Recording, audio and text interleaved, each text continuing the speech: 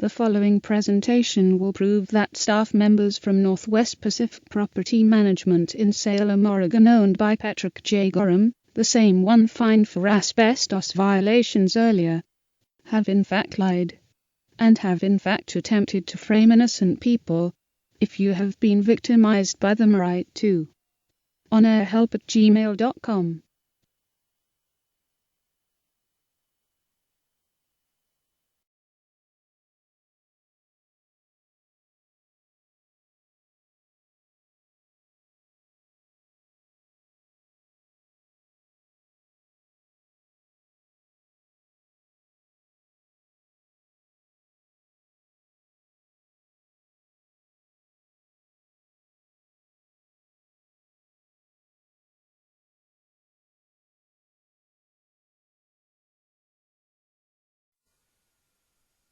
So what would you do if you found yourself the victim of housing discrimination and you believed that the reason you were discriminated against is because the company that you had applied with assumed you were a Muslim? How would you fight back? How would you defend yourself? How would you defend your family? Because when a property management company blacklists you or denies you housing, that means every property that they manage is now property that you will no longer be allowed to rent from, even if you qualify. So obviously this isn't something you could just let go. You have to fight back. The question is, how would you fight back? Because that company is now a representation of an existential risk to your family. The more properties they take over, the less housing opportunities there are for you and your family. Well, if you live in Oregon, the way they tell you you're supposed to fight back is to fill out a report with the Bureau of Labor and Industries, and you submit your evidence to them to make your case for housing discrimination. Now, what if your evidence was rock solid? It's so rock solid that you have everything recorded, like I did. But the company, in this case, my case, Northwest Pacific Property Management in Salem, Oregon, the company run by Pat J Gorham, I had no idea that I had everything recorded and I could prove that everything I'm saying is true. So you make your report to the Bureau of Labor and Industries, and the Bureau of Labor and Industries informs you that they're going to initiate an investigation. And they tell you that during this investigation, the staff members of Northwest Pacific Property Management are testifying under oath or under penalty of perjury, under some type of stipulation that something bad will happen to them if they lie, so they can't lie. But it turns out they do nothing but lie. Now, again, I can prove that they lied because I had everything taped. Now, here's where things start to get interesting. The investigator who handled my case, his name was Rafael Colin from the Bureau of Labor and Industries in Salem, Oregon. And let me tell you, by the time you're done listening to the evidence I present to you in this program, there is no doubt in my mind that you too will have zero doubt that Rafael Colin is nothing more than a corrupt liar. I say this because I taped all my interactions with Rafael Colin, unbeknownst to Mr. Colin. Now, I want you to understand something before I go on with the rest of the program and present my evidence and my game plan to everyone. What would happen had I not recorded everything and I was in a position where I couldn't prove what I was saying was the truth?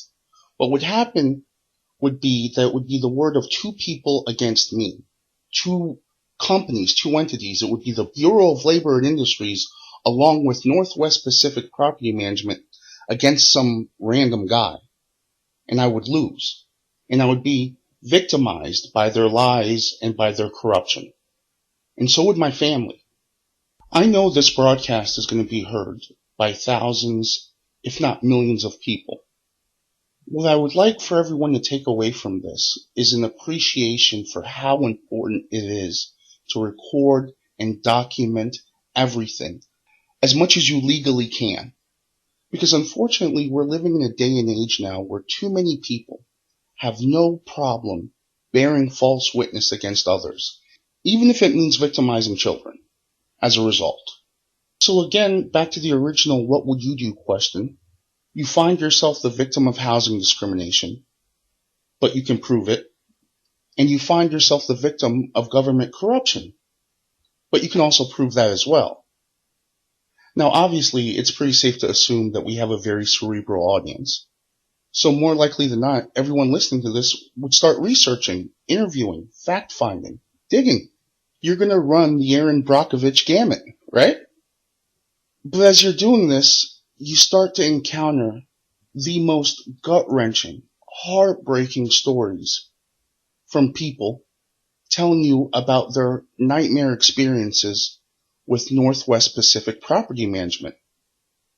I'm talking single moms who are afraid of being extorted by them, who are claiming that numerous times people are coming to their door and spying and accusing them of things they're not doing, and they're afraid to speak out because they're afraid that they won't get a reference from them when they do move out. So they feel like whatever they demand, they have to pay, and they have to keep their mouth shut because they're terrified. They're terrified that they won't be believed, and with good reason, obviously. So now it's not just about defending your housing rights in your family. You feel like you have to defend the community. And evidently, I am not the only broadcast journalist / commentator who feels this way. I've talked to several other independent journalists that are now starting to jump on this. And it's gotten to the point now where there's so many people. There's actually a network hub that's been set up to disseminate information. If you have a message that you want to reach the general journalistic body, you can write to onairhelp@gmail.com. If that ever changes, you can go to our Twitter feed, which is Pop News Mix. All the links should be in the description. Just remember, whatever you send there is up for grabs to any journalist or any investigator just about. So expect zero privacy when you write to that email address. If you wish to reach me or a support staff member of this program directly, you can go to popnewsmix.com. Again, any changes made to anything I just said will be on the Pop News Mix Twitter feed. I have so much to get to. I can't thank you guys enough for tuning in, and I want to thank everyone who helps in advance for helping. Sincerely, it means a lot to me. It means a lot to me because I happen to be dying of congestive heart failure. It's hard to say exactly how much time I have left because the stage that I have is kind of ambiguous between the final stage and just before the final stage. So the final stage gives you a 90% chance of dying within the first year. The one just before that's kind of weird. It's a 50% chance to go 5 years if you are in the earlier stage of the bracket just above the final below one. So factoring in everything, I'm going to play doctor and give myself 1 to 3. There's a quote by Horace Mann. It's one of Dr. Neil deGrasse Tyson's favorite quotes. It goes like this: "Be ashamed to die until you have won some small victory for humanity." I want this to be my small victory for humanity. So now what I'm going to do is go over some of the evidence that I have against Northwest Pacific Property Management and Rafael Colin from the Bureau of Labor and Industries. And then I'm going to tell you what victory in this case looks like to me, or would look like to me, what I would consider to be victory. Before I start giving the evidence to my case and making my case, I want to speak right now to everyone who believes that they have been victimized by Northwest Pacific Property Management. I know you're afraid. They have all your information, your name, your social, everything on you. My God, think of all the stuff that it can do to you if you open your mouth. See, it's a lot like the Bill Cosby situation. At first, no one believed the few victims that came out, but that inspired more people to come out, and pretty soon the numbers got to be so damn high that there was no denying that Bill Cosby's a rapist. Now is the time to speak out. Now is the time to take to Twitter, to take to all the internet review sites. Now is the time to warn people on Craigslist, on Yelp, on Dexnos, on every single social media outlet at your disposal. And now is the time to come to me, because I'll put you on the air and the people will know when you're telling the truth. Just like everyone who's listening to this right now, including you, knows that I'm speaking the truth. Even before I present any evidence to you, you know I'm the one who's speaking the truth. That said, I'm still going to present my evidence to you, but maybe it's best I start from the beginning so people will know what drove me to apply with them in the first place. So, you have a baby on the way, and you know you're going to die young, just because of your family history, even before I found out about congestive heart failure. And you know this child is going to be an only child. It's not going to have any siblings to depend on. So that was the position I found myself in. And I thought the best way to handle this would be to turn this child into a prodigy, to turn her into the female Doogie Howser. That was my fantasy. I'm so dating myself by bringing up Doogie Howser, but that was my goal. I wanted to make her such an academic powerhouse that she would be valued anywhere in the world by any government in the world. And it was also really important to me that she grow up socially well-rounded and mentally healthy, because a lot of these prodigy kids end up with really poor social skills and don't have the ability to effectively communicate their feelings to others. So I worked with her all day. I worked with her even before she was born. I would play classical music for her when she was in her mom's belly, and I would play college lectures that I didn't even understand, just so she would have that information going into her brain as her brain was developing. So when she was born, I offered to work. My plan was I would work and her mom would stay and tutor her all day. And then when I got back, I would work with her. Her mom wasn't cool with that. She was like, dude, I'm not going to sit in the house all day. But I wasn't cool with leaving her in the hands of strangers, especially at an age where she couldn't convey if something bad happens to her. So we compromised, and I became a stay-at-home dad. And everything was going exactly as planned. She was doing tremendously well in school, and everyone was happy. Under a property management company known as JPM. And we were paying about $650 a month in rent. Now, JPM approved us based on our 5-year rental history with Cedar Mill Crossing. So JPM takes us based on our 5-year previous rental history. And we stay with JPM for an additional 4 years. So it's close to 10 years of perfect rental history with 2 separate companies. Can't tell you how much I love JPM. They were so good to me. Trudy, if you're listening, you guys were amazing. So, a little after the 4th year, the property that we were renting was sold. And because it was sold, they had a different property management company called Greentown. Greentown only took over the unit for, I'm guessing off the top of my head, maybe not even 6 months. But still, our relationship with Greentown was wonderful. But unfortunately, Greentown didn't last in the property management business. They're still in business. I forget specifically what they do. I think they may only be working with businesses now. But whatever. They only lasted for about 6 months. And I think what happened was the property was resold again, but this time it was resold to a property management company that buys properties and rents them out themselves. So they're not working for a different property owner. So that company was known as NSF Investments. They changed their name. I believe they changed it to Templeton Property Management. So that was managed by Jamie Bishop, and we got along great as well. So I have 3 separate property management companies that are willing to testify in terms of our credibility as good renters. Now, keep in mind, we didn't want to move out. We would have stayed at the last place we were at indefinitely. We were totally happy with that place. But what happened was Templeton buys out the unit, they start doing construction.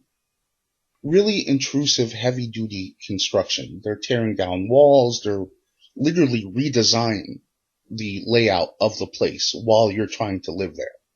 So you deal with that inconvenience for a month, only to get a notice on your door saying that rent is going to go up by close to $400. And we had 30 days to either accept these new terms or to move out. So obviously we had to move out. So I go online and I wanted to see what was in our price range because I wanted to keep it $650 or under. And Northwest Pacific Property Management was listing a property for $625. So I'm like, dude, this is perfect. We have 5 years of established rental history paying more than what they're asking for. We have 3 property management companies willing to testify that not only were we good tenants, but we were good tenants under stressful situations, which a lot of other people weren't. Believe me, a lot of people flipped out in our neighborhood way before the notices, just based on the intrusive construction alone. And yeah, it was really a trying experience. So I have all these notes and evidence to go over, but this whole Muslim thing is eating at me, so I want to address that first. In the phone call that I'm going to play for you, you'll hear me very clearly explain to Rafael Colin that I'm not a Muslim. But it appears, based on the literature that I received back from the Bureau of Labor and Industries, that he intentionally misquoted me when it comes to that too, because it says that I am a Muslim, and I made it very clear to him I'm not a Muslim, but I want to make it clear to the audience why I'm not a Muslim, because I think this is a very important point. I know a lot of people listening to this are probably thinking, dude, you shouldn't even address this. It's none of their business what religion you are, or not for that matter. There's nothing that says you can't be an atheist. But I am going to address it because I think it's an important topic, and I think there's a lot to be learned from in having a religious dialogue. Especially because what you're listening to right now also happens to be the birth of a brand new podcast. And what we're going to do in this podcast is to help fix the rental crisis that's going on in Salem, Oregon. But to keep people tuned in, I am going to provide you with the most interesting and enlightening audio entertainment and news commentary program ever. That's my goal. And I have teamed up with one of the biggest Olympians in the history of the Olympics. I'm going to let it be a surprise for now. Some people already know who he is. If you're one of the people that know, just keep it to yourself for a while, if you would. But yeah, so obviously, if I'm going to do an entertaining podcast with the goal of keeping people tuned in so that they can hear the news and help the community better itself, I'm going to have to discuss interesting topics like science and religion. The person that you're seeing on your screen right now, he's the reason I'm not a Muslim. And he's the reason I view organized religion as problematic at best. This man is a respected Muslim clergy in Saudi Arabia. Saudi Arabia, of course, if you don't already know, that is the birthplace of the Muslim religion. The Muslim religion, also known as Islam, is what I was named after, unfortunately. But in all likelihood, by the time you hear this, I'll have already legally changed my name. I personally strongly recommend anyone who's ever done business with Northwest Pacific Property Management on any level change their name immediately, or as fast as you reasonably can, the minute you disassociate yourself from them. I'll get into why I feel that way later on, and I'll also get into ways you can do that without them finding out about it. But for now, I'd like to be referred to as NB, the same initials for no bullshit. Later on in this program, you'll find out why I picked that name to be my on-air name. It probably won't be my new legal name, though. I think I'll make my legal name something like painfully common, like John Jones or John Smith. So, like I was saying, this guy on your screen is a respected Muslim cleric, respected by other Muslims, not by scientists, obviously. The reason he's not respected by scientists is because in this photograph, Well, this photograph is a photograph taken during a presentation he was making. And in this presentation, this clergy is explaining to his followers why the earth does not rotate. Now, you're probably thinking, NB, we know the earth rotates.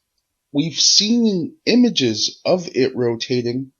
Why on earth would someone challenge this notion to begin with? It's silly.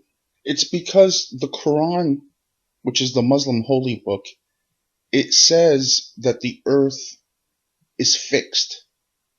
What's interesting is Western apologists know better. They spin it to make it seem like that verse is metaphorical. But you really can't do that with people who understand Arabic. So what he has to do now is attack science. He says that scientists are lying about the earth spinning because if the earth was in fact spinning, when you went up to fly on an airplane, you wouldn't go anywhere because the earth would spin and you would land in the place where you took off from. Hilarious. But see, that's the problem when you have a religion that claims to be the perfect religion and the final religion. So the Muslim religion claims that it's the finalized, perfected religion of God for all mankind until the end of time. And that's why you see all these Muslim countries without oil.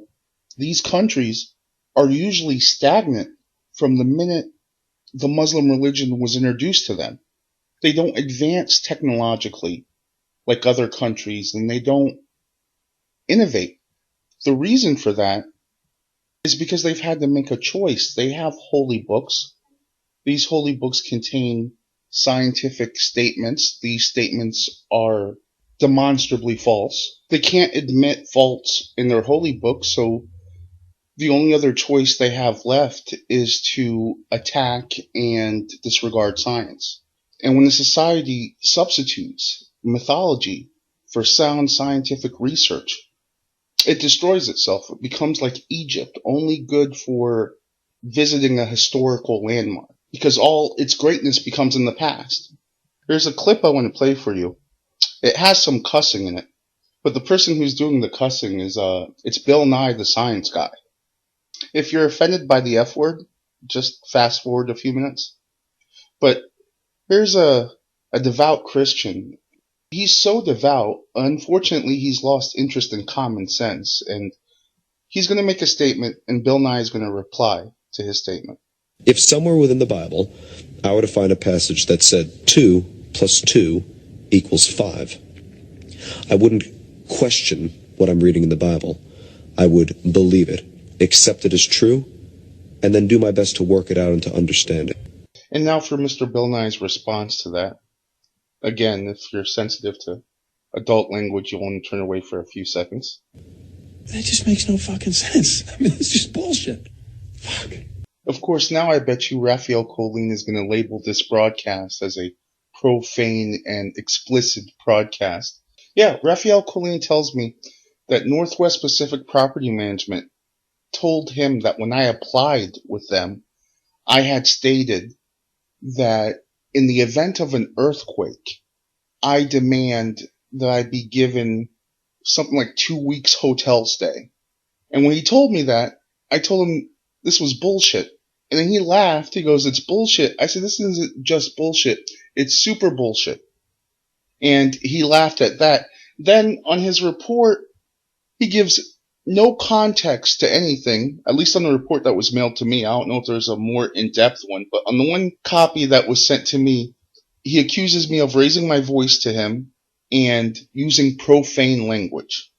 And he concurs with their report that I requested special treatment. So he lies about me, but not only does he lie about me, he takes what I said out of context intentionally.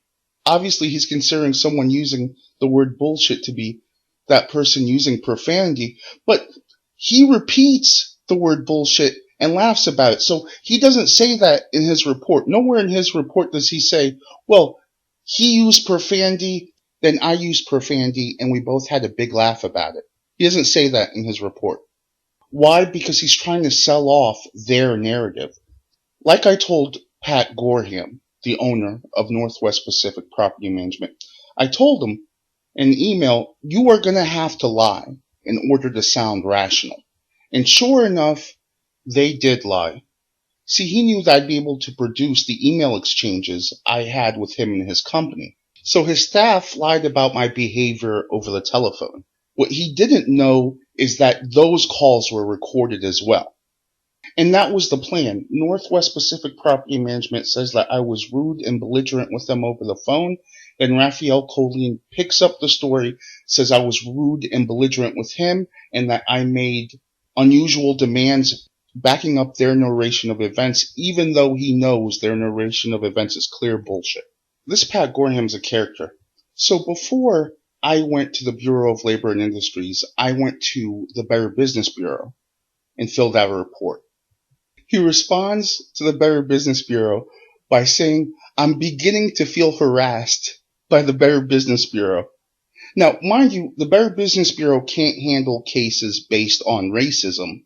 They handle cases based on just bad business, which that also covers, in my opinion, their actions, because they had no logical reason to discriminate against me. I didn't know that they intended on lying about my behavior over the telephone. See, because my phone calls to them felt like literally 15 seconds long. I mean, they weren't a stopwatch 15 seconds. I'm being metaphorical, but they were very brief, which you'll hear. There was no room to lie or do anything. Turns out I gave that company too much credit because they have no problem completely manufacturing a narrative that never took place. So he states to the Better Business Bureau in writing that he's beginning to feel harassed by them. You should see it on your screen. Let me pull it up here.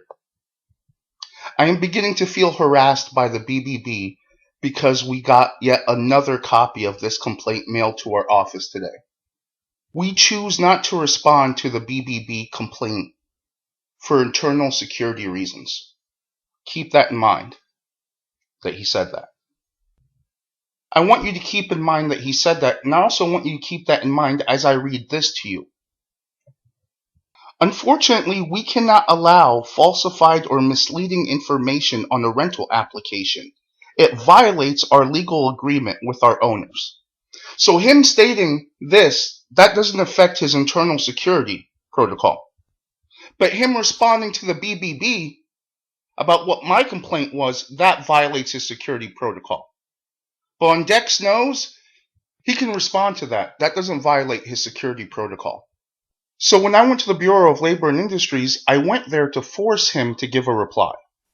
Because I gave him a chance to be a decent human being with the Better Business Bureau, but obviously, at least in my opinion, that offer didn't appeal to him.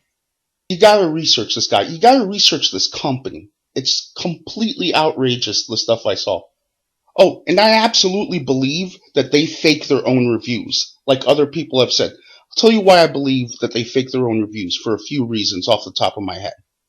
So, you remember when I told you that I had sent Pat Gorham a letter saying that the only way he was going to be able to sound rational was to lie about what took place?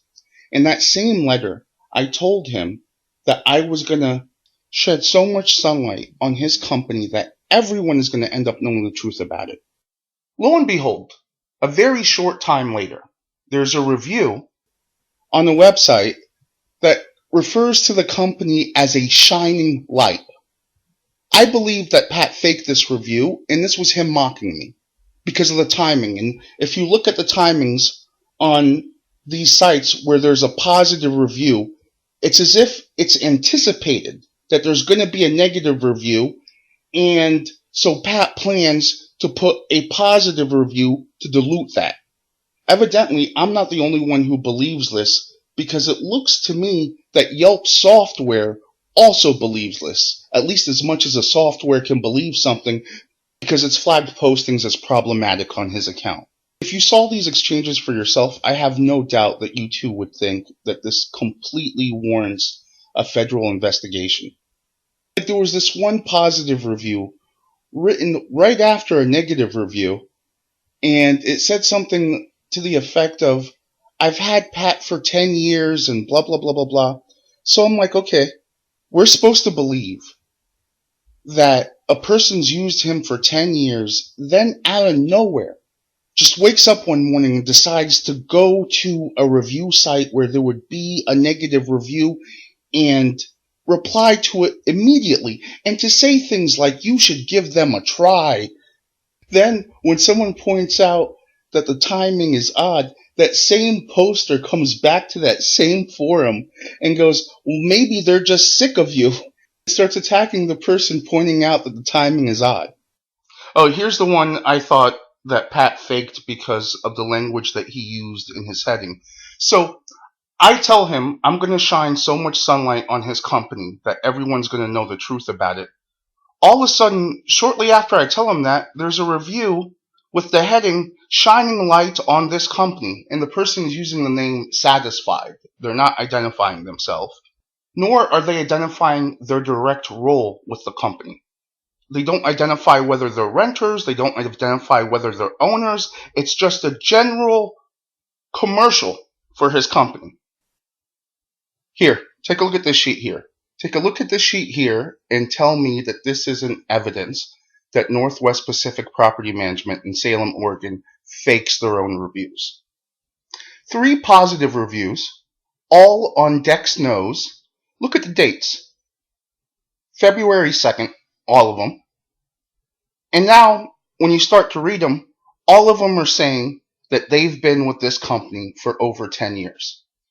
So, in order for this not to have been faked, what needs to happen is 3 people have to have done business with Pat along the same time 10 years ago. Then 10 years later, on the exact same day, all of them had the exact same whim to go to a website and give him positive reviews saying they've been with him for 10 years. This isn't fake.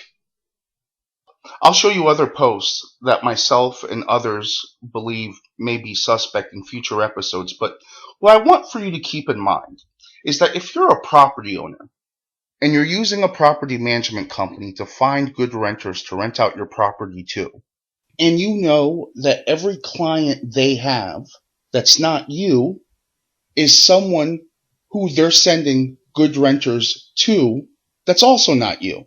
Does that make sense? So in other words, the more time and effort that they put into getting renters for someone else's property, that's time and effort taken away from managing your property. So if you're an owner with units that aren't rented out, you're going to care more about getting your units rented out than you're going to care about getting more property owners for a landlord that already has vacant units that he can't occupy. And look, if you're a property owner, in my opinion, it's stupid to do business with Northwest Pacific Property Management based on their asbestos history alone. That alone should terrify you, in my opinion.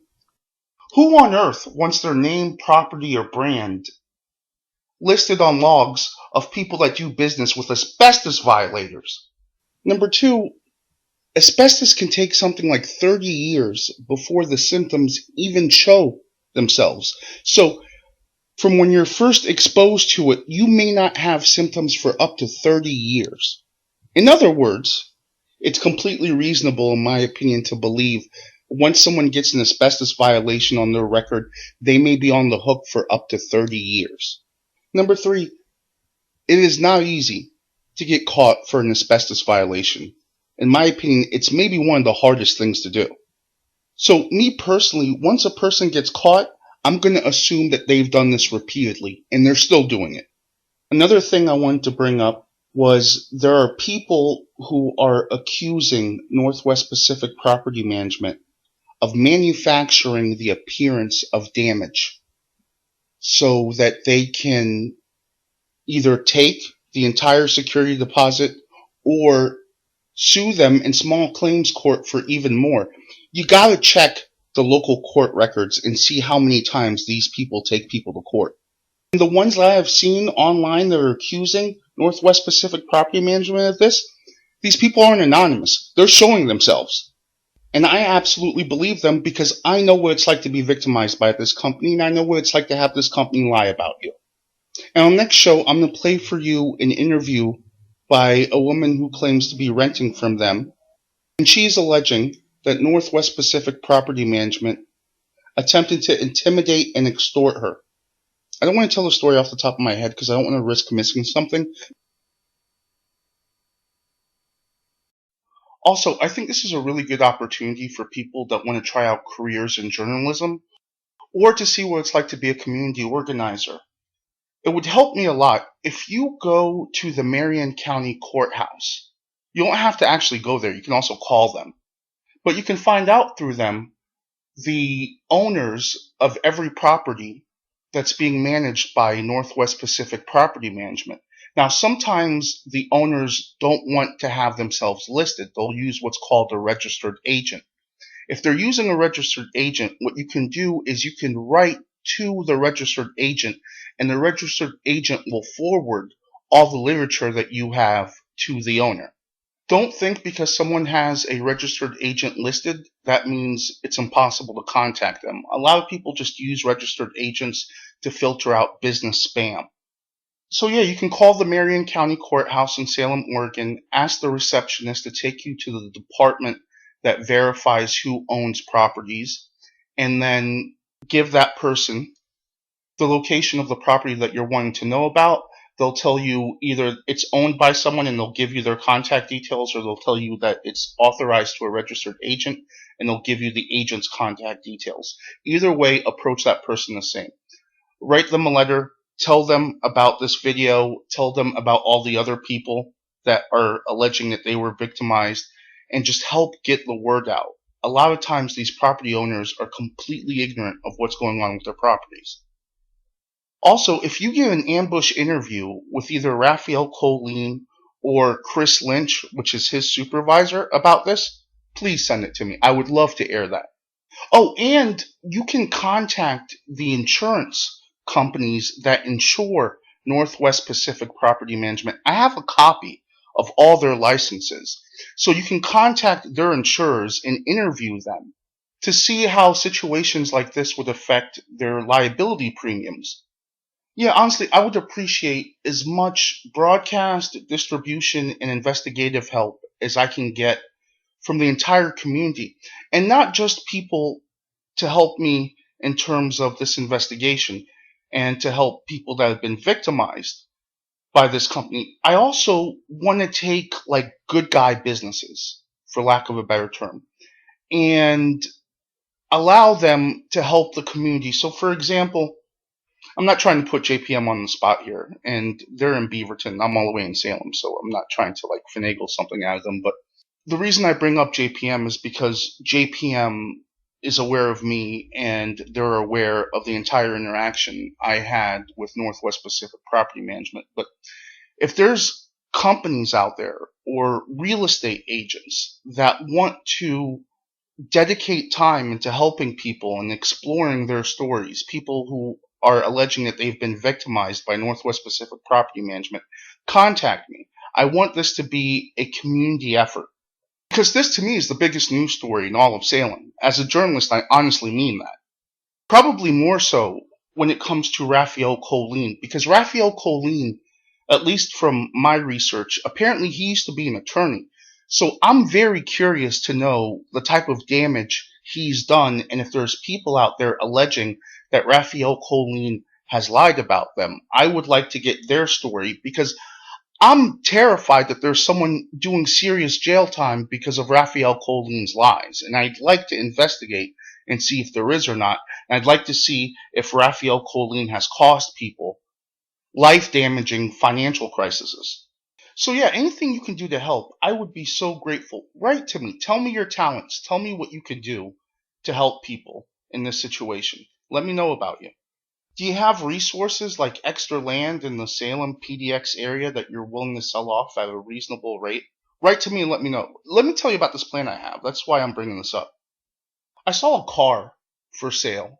It was an average Toyota, nothing special, and they wanted $24,000 for it. the dealership did. And if you bought this car on their monthly plan, by the time you paid it off, you're paying an additional $10,000 on top of the $24,000 that you're paying for a car. So a car that's only worth $10,000, by the time it's all said and done, you're paying $34,000 for it. This type of math is the reason the middle class keeps dwindling, and the reason so many people are struggling, and the reason that we as a society aren't advancing at the rate we should be, because we're spending all of our time trying to compensate to make up for the needed resources that people have lost due to the greed and corruption that's out there. What if I told you that you could own a home for $1,000? If I told you you could own a home for $1,000, most likely I would be lying to you, because you really can't own a home for $1,000. But what you can do is you can own 1/60th of a home or 1/30th of a home for $1,000. Actually, though, you wouldn't own that home for long, because you would get your $1,000 back. See, here's what I'm getting at, and this is why I wanted people to contact me if they have surplus land. You don't have to have a lot of land, just enough to put up a manufactured home on it. See, because look, if you go out and you buy a patch of land at market value, let's talk worst case scenarios here. You could probably get a patch of land for $30,000. Okay? Manufactured homes, also known as modular homes, have advanced tremendously. Before, they were really low quality. Now they're up to par, and they meet or exceed standardized housing codes. So what I'm saying is, we can get a 3-bedroom, 2-bathroom home for a family for less than $60,000. But it wouldn't be a situation where you're just giving $500 to $1,000 and you're not going to see the money again. The goal is to give people an affordable home that's less than $60,000 that they can pay back within 5 to 10 years. So we would take 60 people, and these 60 people would sponsor one family. All of them would put up $60,000. They would all own a divisional share of the property.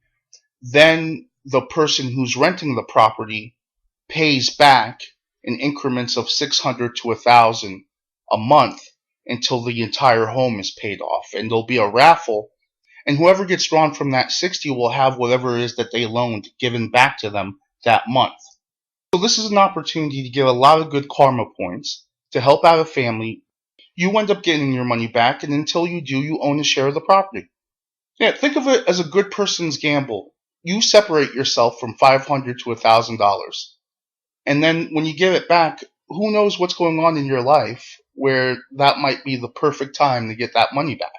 But in the meantime, this will prevent you from spending your money on something silly. So if you'd be kind enough to help out with this, you can contact me at popnewsmix@gmail.com. And if there's any lawyers that are listening, I know this program is probably going to be solicited to a lot of lawyers. If you want to help out with this and help out with the organization and everything, I would love your help if you're willing to help out pro bono. And if you're willing to help me in terms of suing Northwest Pacific Property Management or suing Rafael Colin and the Bureau of Labor and Industries, please contact me.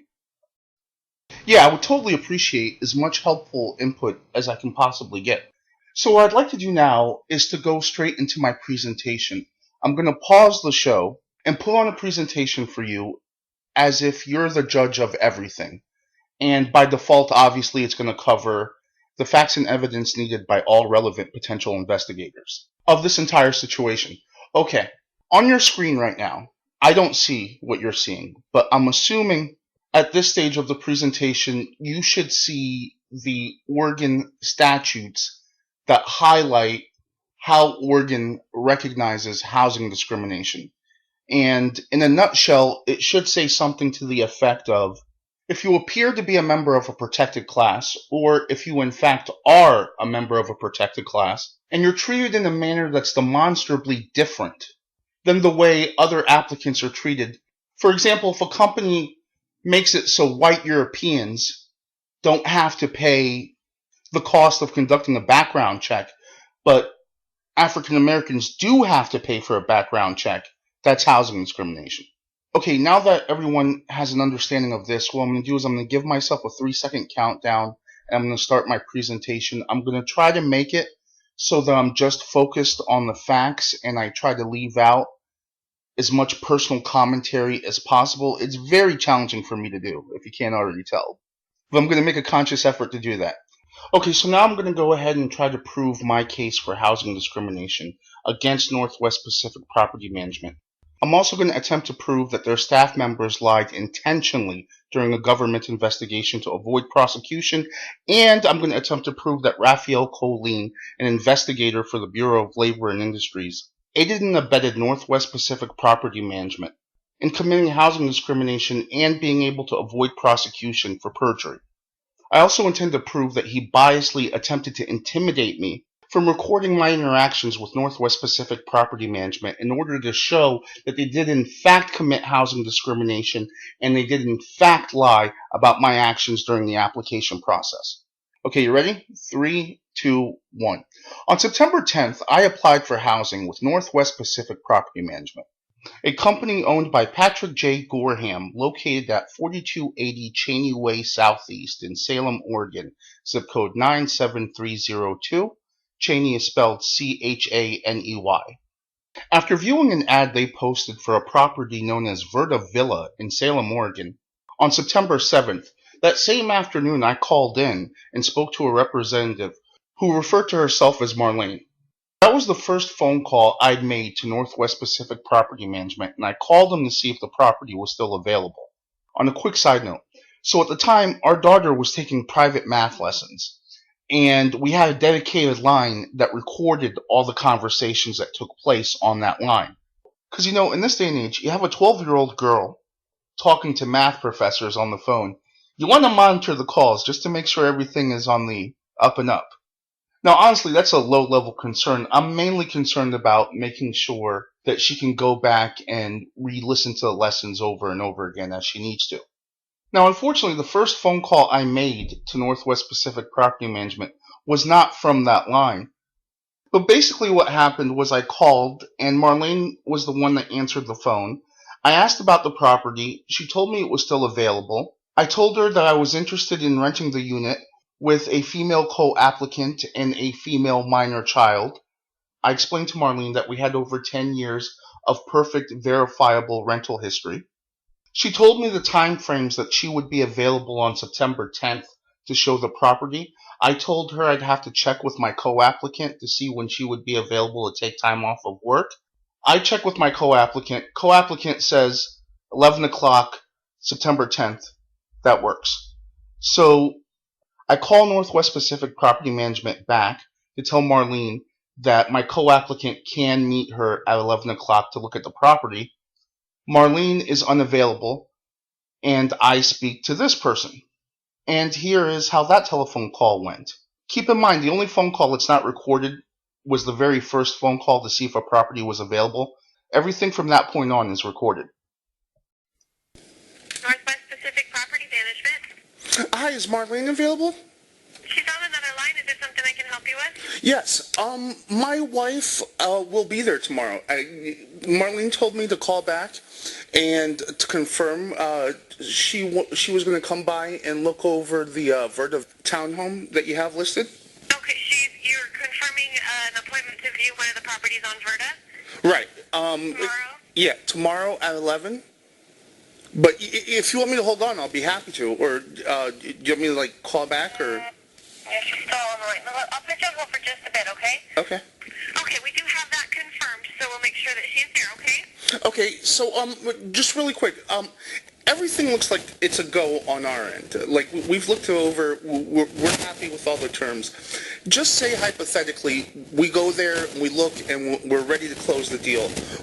What should we bring with us? What should I give my wife to have on her person so we can make everything happen?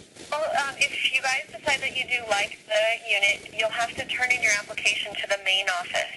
Okay. You need to bring the applications, one for each of you, photo ID for both of you, and proof of income for both of you. Okay. And just make sure that the application is filled out completely, and you want to bring the application fee also. Okay. Can you pay cash or? No, it has to be a cashier's check or a money order only. Okay. She'll be there tomorrow at 11 o'clock. Okay, sounds good. Thank you. Okay. Bye-bye. So that appointment is now made for 11 o'clock the next day. Then they do something that catches me off guard. What happens was Marlene calls me back to reconfirm that we're going to come out there. So now they're showing that they're eager to make this happen, at least in my view. Mind you, at this point, they still haven't seen my ID, nor do they know my real name.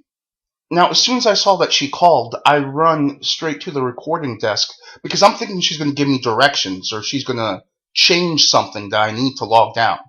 I didn't know it was just going to be her expressing what I deem to be eagerness to rent out the property. Because you heard in the other phone call, we had already planned the appointment. Everything was done. There was no need for her to call back. So when I got to the recorder, I was only able to pick up the last minute of the conversation. But again, it was very brief. Earlier on, I said all my conversations with them were 15 seconds max. I was being kind of metaphorical, but they were really short conversations. It was basically, yes, no, do you have what you need? That type of thing. They weren't conversations that your brain would register as worthy of remembering or worthy of making exceptional note of. But yeah, any conversation that would be considered personal dialogue would be 15 seconds at max. So here's the last minute of Marlene calling me back to reconfirm an already confirmed appointment. Way southeast. 4280 Cheney Way Southeast. Yes, sir. Okay, so she brings an $80 money order with her tomorrow, and she brings proof of rental payment and proof of income and photo ID. Income, photo ID for both of you, Mm-hmm. and the completed applications, and money order for $80. All right, so if all goes well, how long does it normally take to get approved? About 3 days. 3 days? Perfect. Okay, yeah. Like I said, if we get approved, I'd like to do a 24-month lease.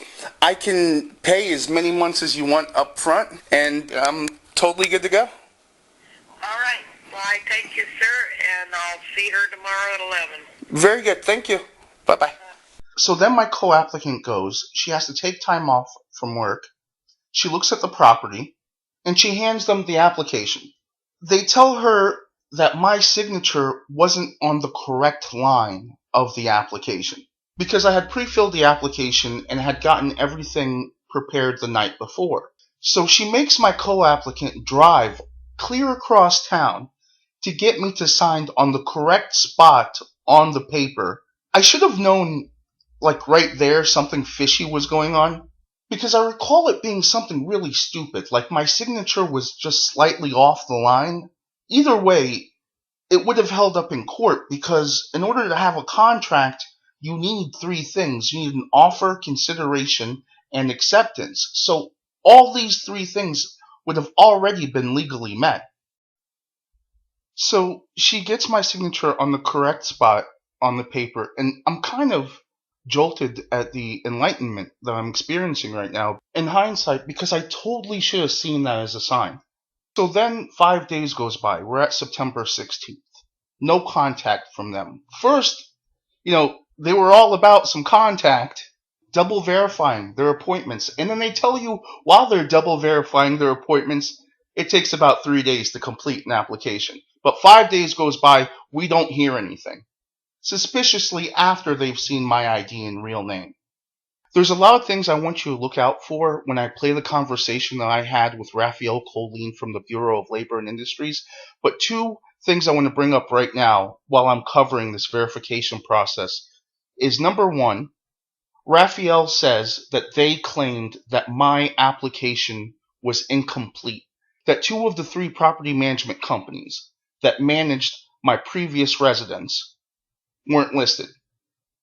And he tries to confirm this lie by saying, I'm looking at your paperwork right here. When I tell him that that's not true and that I had listed everything systematically and that I went there overly prepared with everything, he chuckles at me and you can hear him visibly laughing, saying something to the effect of, "Oh yeah, I even heard you brought your daughter's report card to the thing." And I guess, I don't know, maybe he was trying to make a mockery of me for doing that. I am very proud the fact that I was able to raise a child prodigy under such stressful circumstances. And I think that speaks volumes for someone's eligibility as a good tenant. Right? If you're raising a 13-year-old girl, and this 13-year-old girl has math teachers who are writing to you asking if they could use her work to teach high school students advanced algebra, showing these letters is nothing to be ashamed of. So he claimed that according to Northwest Pacific Property Management, the reason my application took so long to process was because Erica, an employee for Northwest Pacific Property Management, I'll get into her more in-depthly later, but the quick scoop on Erica is she used to be listed as either the approval manager or some type of thing of that nature on Northwest Pacific Property Management's website, but she never listed her last name. Yeah, neither her or Marlene's last name was mentioned, and when someone brought that up, the fact that they don't list their last names, they just deleted it from their website. They never addressed that. They just deleted these people. So last time I checked, it only listed the names of two people. It was Patrick Gorham, the owner, and I think someone with the last name Dickman, Sandra Dickman or Sandy Dickman. But that was it. Those were the only two names I recall seeing. So this Erica tells Rafael, allegedly, that she had to go above and beyond by using the previous landlord that I did list and doing independent research in finding out that there, number one, was two other companies that managed that unit, and number two, finding out their contact information and attempting to get a hold of them without even bringing this up to us. There's so many flaws with this line of bullshit, I don't even know where to begin. Keep in mind, we're talking about one property, so when you fill out an application, it asks about your past rental history for a given time frame. Well, for the given time frame that their application asked for, we were only at one residence, and that one residence was managed by 3 separate independent property management companies. Now, everyone knows that the behavioral and rental history of every tenant is logged down, and it's also passed from property management company to property management company whenever a property is exchanged. This particular property was managed by JPM Real Estate for approximately 4 years. Then Greentown, another company, took it over from approximately 4 to 6 months. Then NSF Investments, now known as Templeton Property Management, took it over for our approximate last 2 months at that residence. But again, you wouldn't have even known about the existence of these two companies had it not been put down on the application. There's just so many ways you can show this to be faulty. And that's why I think Rafael freaked when I told them that I had them recorded. He didn't know that I had him recorded as well. Mind you, Rafael is supposed to be impartial and he's not allowed to give any legal advice. And he's also not allowed to use his authority in order to attempt to intimidate me into giving information outside the scope of a housing discrimination investigation that I don't want to give. See, on the recording, he starts asking me if I left negative reviews for Northwest Pacific Property Management.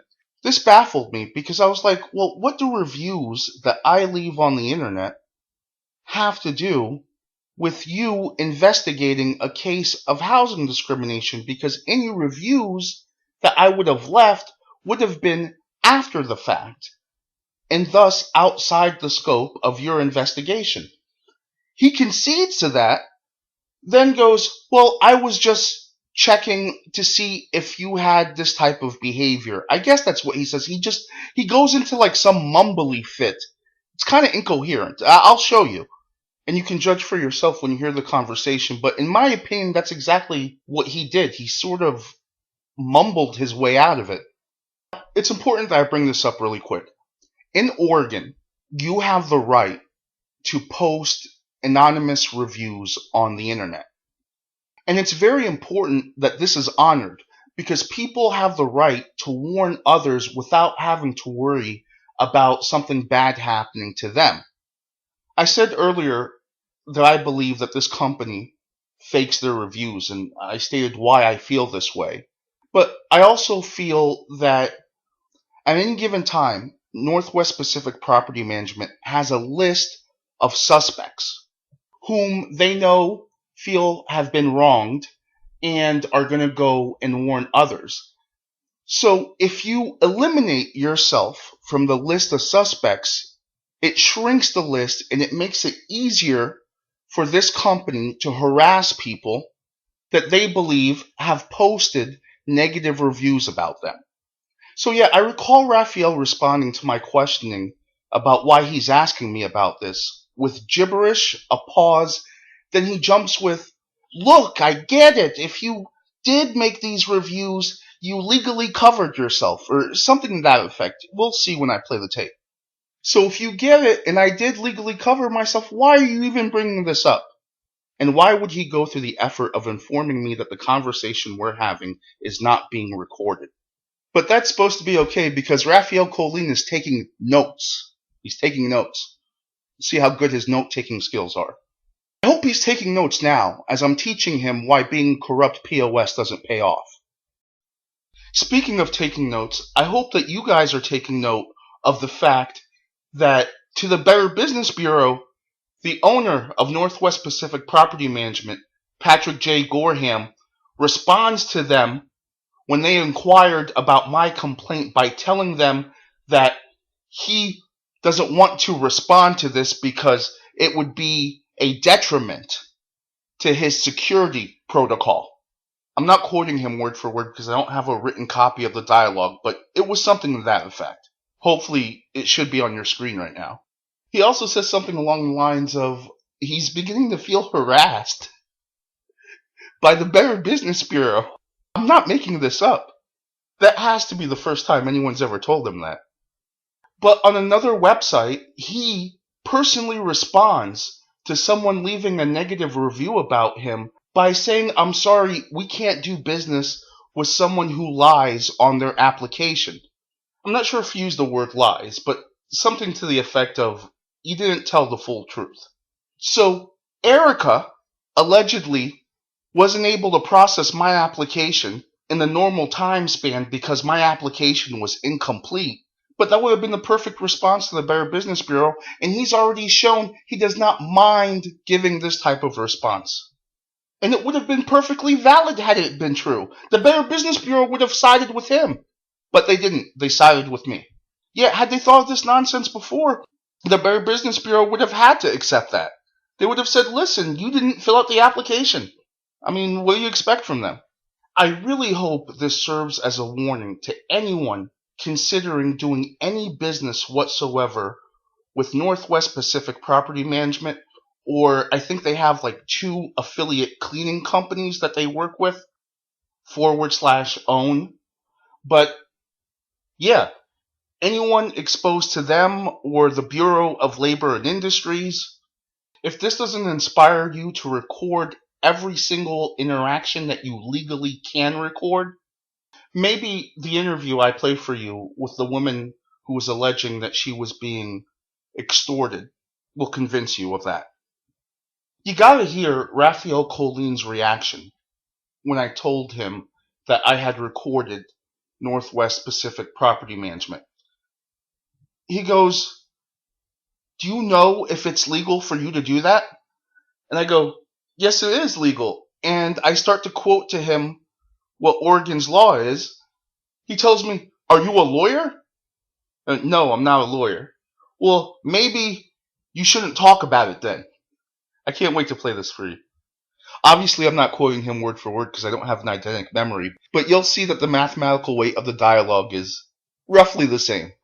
The reason I'm very careful in this broadcast to give myself a buffer zone so I don't have to get everything word for word correct is because I know Pat and his lawyers are listening to this. And they've already sent me cease and desist letters and a letter letting me know that if I don't give him $10,000 within 30 days and remove any defaming thing that I posted about them online, I would be sued. If I'd lost, I'd have to pay not only the $10,000, but his attorney's fees as well. So I better give him the $10,000 because his attorney's hefty price, apparently. So the reason this is so funny, what Pat didn't know, I belong to a very well-funded club that works to protect independent journalists, broadcasters, and entertainers like myself. And what they do is they give us full and complete legal protection. So before I broadcast anything, they vet it for free. I can do a 4-hour show and a lawyer will sit there and listen to that entire 4 hours for free and tell me that everything is a go from a legal standpoint. And I never publish anything without having it vetted beforehand. And like Rafael can tell you, he gets it. I cover myself legally. I'm going to save my personal assessment of Pat's lawyers for a future show. But needless to say, every attorney I spoke to about this matter, and I didn't start speaking to attorneys about this until I had received what's known as a letter of demand. I would speak to them before I published something, but months before that, Pat had sent me a cease and desist letter, which I didn't talk to anyone about. Oh man, if you want to laugh, wait till we get into this letter in future episodes. So anyhow, just about every lawyer I spoke to, verbatim, said the exact same thing. They basically said, look, off the record, we think what's happening is he doesn't think you can afford a lawyer. They're probably thinking, hey, to get a lawyer to handle this type of thing, you're going to have to pay a pretty hefty retainer.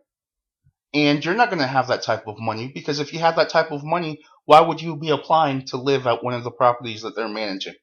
Yeah, evidently, this is a common problem throughout America. This isn't just an Oregon thing where a company will use the threat of a lawsuit as a scare tactic, even if it's a frivolous lawsuit. Because either way, if they're assuming the other person can't afford a lawyer, well, even a crappy lawyer will get pretty far against someone with no legal experience, even in a quote-unquote frivolous lawsuit. So when I was talking to Pat's lawyer, I asked her if she's had any experience with defamation cases, and she said she did, but I don't see anything highlighting that on their website that still has the GoDaddy emblem on the bottom corner. Clearly, Pat has spared no expense in bringing the finest legal minds against me. So I tell her, and I'm pretty respectful at telling her this. I said, listen, every lawyer I've spoken to says that you don't have a case. And she took this, I don't know, I felt it to be a really arrogant tone. Like, she goes, who's your lawyers? I said, don't worry about it. She goes, well, I can't legally talk to you if you have a lawyer. I basically tell her, look, don't worry about it. If you think you have a case, go ahead and file suit. She goes, okay, we're going to sue you for defamation and for casting his business in a negative light. And I think invasion of privacy was brought up. Now, at this stage, a lot of people who study the legal profession are probably thinking about how stupid it would be for a company to take anyone to court unless they did something severely over the top. Like, even if you leave a negative review that's not correct, you're still better off keeping your mouth shut as a company than taking the person to court. Because once you take the person to court for defamation, everything you say becomes public record, you can be deposed, that can make headlines. And especially if you have a history of asbestos violations and there are people giving interviews alleging that you are extorting them, or you have things of that nature going on. Yeah, most people will sum it up in 3 words. Streisand effect, stupid. Right? So after I hang up with Pat's lawyer, I get my Voltron lawyer to call his lawyer. Because up until this point, I believe she thinks I'm bluffing. So the lawyer that I had was highly decorated in this. Like, this is his sole profession, is handling these type of cases. And when I say highly decorated, I mean like best oral advocate. He speaks foreign languages. The guy is like a triathlete. I literally had Voltron. And let me tell you, Pat, I know you're listening. You are very, very lucky that he does not do housing discrimination cases, because he would have had your lunch and your house and your boat. Hopefully via this broadcast, I'll be able to find a team of lawyers who do specialize in housing discrimination cases and who do specialize in dealing with corrupt government officials. So my Voltron lawyer goes, give me the phone number for Pat's lawyers. Let me talk to him. So I give him Pat's lawyer's contact details. My lawyer calls me back after about an hour, and we have a pleasant conversation. So I call Pat's lawyers to see when they're going to file suit, because they talked very tough. They literally answer the phone. I introduce myself, tell them what I'm calling about. They say, have a wonderful day, and hang up on me. That's it. So before they were talking tough and we're going to sue and you got to give us $10,000 and have a wonderful day. Click. Isn't that amazing how they went from thinking they had a super duper case against me to wishing me a wonderful day and hanging up? Anyhow, now we can go back and I can pick up the narration from it being 5 days since we heard something back from Northwest Pacific Property Management after applying. My co-applicant calls them on her lunch break to see what's going on, and she speaks to someone either named K or that person has the letter K very pronounced in their name somehow. So for the purposes of this, I'll refer to her as Agent K. She calls and she speaks to Agent K, and Agent K says that there is a problem with the fax system. And this was holding up the application process. Again, on their website, they say that they can verify past rental history verbally. So they could have just called the companies directly. But one of our landlords had a corporate fax machine and a local fax machine. So there was a problem with knowing which fax machine to send the fax that confirms past rental history to. This should not have been an issue in the first place, because I also gave Erica a letter of recommendation, and again on their website, they also say that they can verify past rental history by written communication as well. And I'm going to show you an email exchange I have with this Erica where she flip-flops, where first she tells me that she can only verify past rental history via fax. She may not have said it that way. She may have said it, I have to process all applications the same way. But essentially it was the exact same thing in terms of the weight of the message. Then when she rejects me, she tells me she did attempt to call them directly. So in one letter she tells me she can't and she won't, and in the next letter, right after she rejects me, in her rejection, she tells me she did. Yeah, this is the madness I dealt with. She goes, I can only verify via fax. And then when I tell her, well, you know, your website says that you can verify through these other methods, you should amend this from your website to make it easier for the people to be prepared when they apply to you for housing. Then she writes back, oh, you seem terribly dissatisfied, and I did attempt to call. You'll see. It should be on your screen. And these are the points that I brought up to Rafael Colin when I was explaining to him how I was treated differently, and how, under the Oregon state law, this is a clear case of housing discrimination. He doesn't bring up any of these points in the literature that was sent to me. where he's giving his summary, or where they're giving his summary, I guess. All they say was, I provided zero evidence, and I raised my voice at him, and I was profane. And that he verified that I in fact wanted special treatment. Rafael Colin, if you're listening to this, you better pray very, very hard that there is not someone in jail right now who shouldn't be there because of you, or that someone hasn't lost a tremendous amount of money because of you that they shouldn't have lost.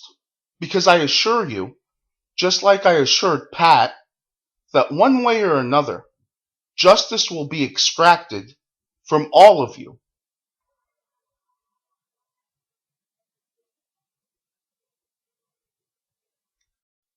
Alright, so now it's been 6 days in the application process. I said, you know what I'm going to do? I'm going to call the landlord that has the facts that they need, and I'm going to ask that landlord if they will freeze for me. Just don't do anything. Stand by your fax machine and wait for the facts. And like an angel, she says yes. So I call Northwest Pacific, ready to make this happen. I have the past landlord standing by the fax machine. Just send it and it will be a done deal.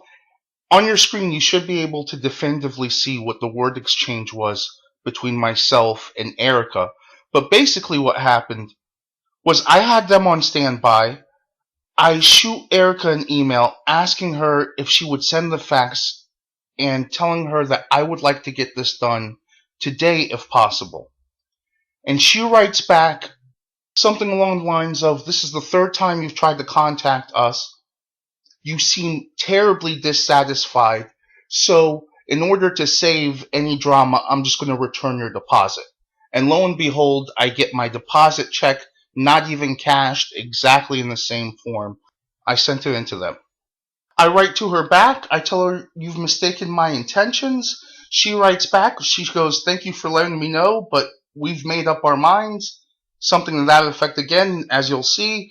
I forward it to Pat, let him know what's going on. He obviously doesn't care, as you'll see. At least I want to make it clear, in my opinion, his actions didn't reflect the actions of someone who cared. Again, I know his lawyers are listening. Again, to make it clear, it's only my opinion that Pat doesn't care about human life or the situation that happened to me with his company.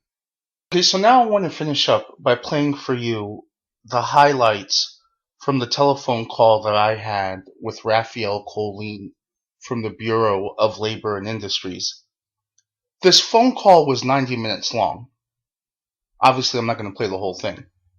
I'm just going to play any part that I feel would potentially be used as evidence in proving his corruption. But the main thing is, you can't disprove a negative. So, for example, if Rafael Colin says, I raised my voice at him, or I cussed him out, or I spoke to him in a belittling tone, I can't offer you footage of me not doing that. But what I can show you is little nuances that, in my opinion, definitively prove him to be a corrupt liar. Now, that's just you at home. To people like the FBI or whatever government bodies that are going to be investigating this in the future, they can hear the whole phone call. So they'll be able to tell just based on that. For example, I gave a copy of the phone call to Rafael Colin's supervisor. I can't tell you how much my gut instinct is screaming that this man didn't even spend 5 minutes listening to anything. But we'll see. Everything will come out in the wash. But yeah, I spoke of subtle gives that I believe will definitively prove Rafael Colin to be a corrupt liar to you. For example, he makes it appear that I was like rude or belligerent towards him, and you'll hear in the phone call how I go above and beyond to be extra polite to him. I'm saying things like, take your time, get comfortable, take as much time as you need to get everything ready. You'll hear. Now, he also says that he verified, at least according to my interpretation of the literature that the Bureau of Labor and Industry sent me, that I asked for special treatment. But what you're going to hear is him asking me about this situation and me telling him that that's bullshit. And then him repeating that's bullshit, then me saying that's not just bullshit, this is super bullshit. Then him saying the phrase super bullshit, saying something along the lines of this is the first time I've ever heard that word, and having a big laugh about it. Now, the phrase bullshit was the only non-G-rated word that was said throughout the entire conversation. This is very important because if he's saying that I used profanity towards him, and he obviously has nothing else to point to that could be even considered remotely profane, then by his standards he must concede that he himself used profanity, and moreover laughed the entire duration he was using profanity. See, imagine how Rafael Colin's narration would have read had he honestly written, I told him that they claimed he asked for a 2-week stay in a hotel in the event an earthquake were to happen. And when I told him this, he told me no, that was bullshit. I said, that's bullshit. He replied back, that's super bullshit. I never said anything like that. Right? It's completely different in that context, isn't it?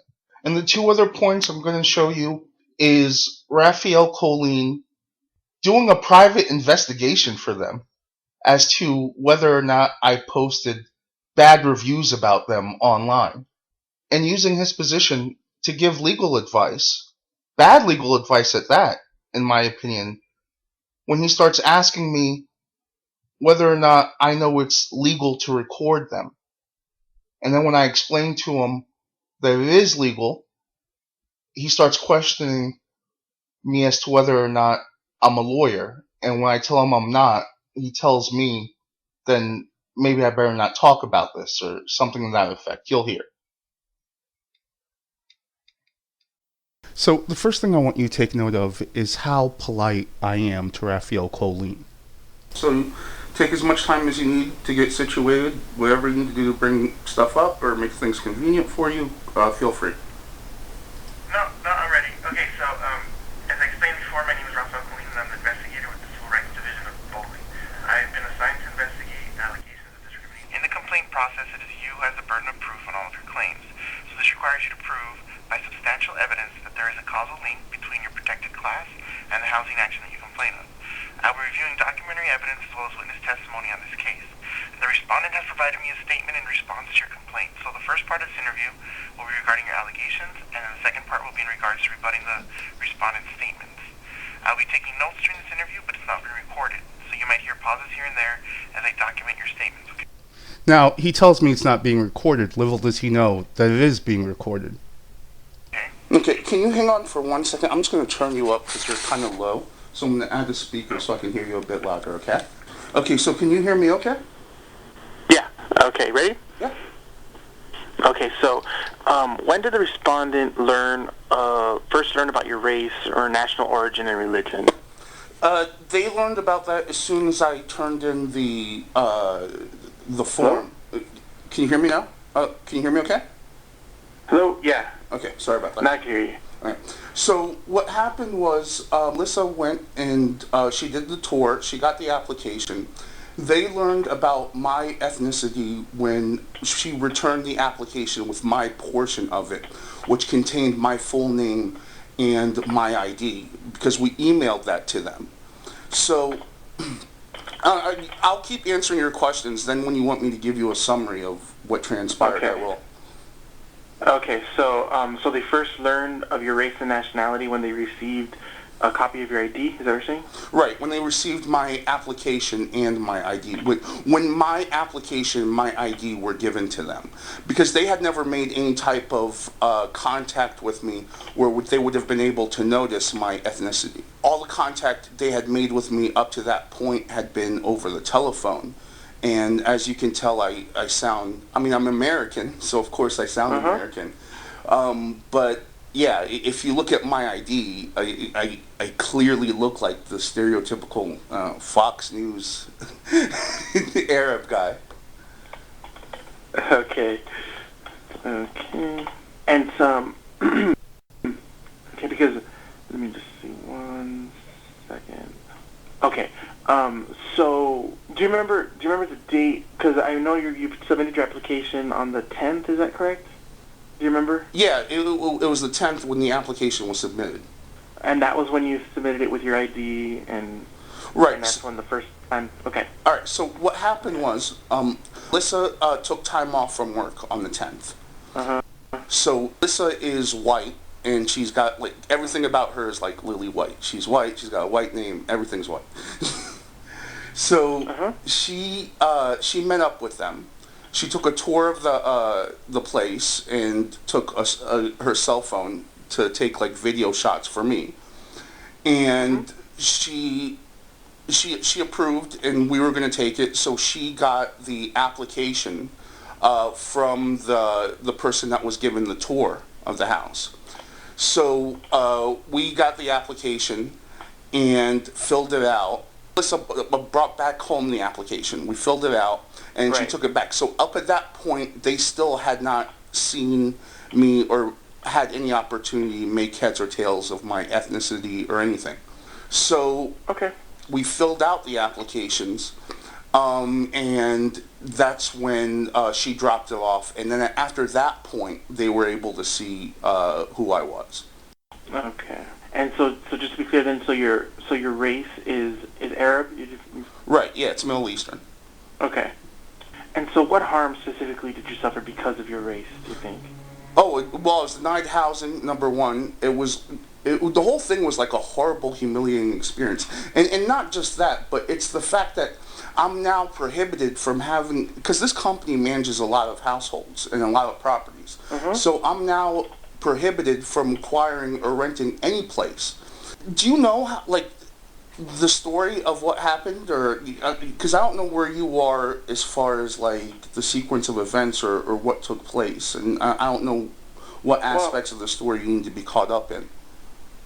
Well, I have your complaint and the materials that you submitted with your complaint, so I know pretty much the story, how you applied, and I have all of the paperwork that you gave me. But I'm just asking specific questions right now.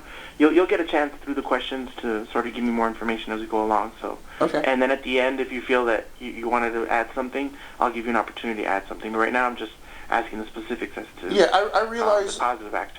I realize you're going to have a protocol you need to follow, so I am willing to assist you to follow that completely, and then we can take time, and I can give you added information afterwards.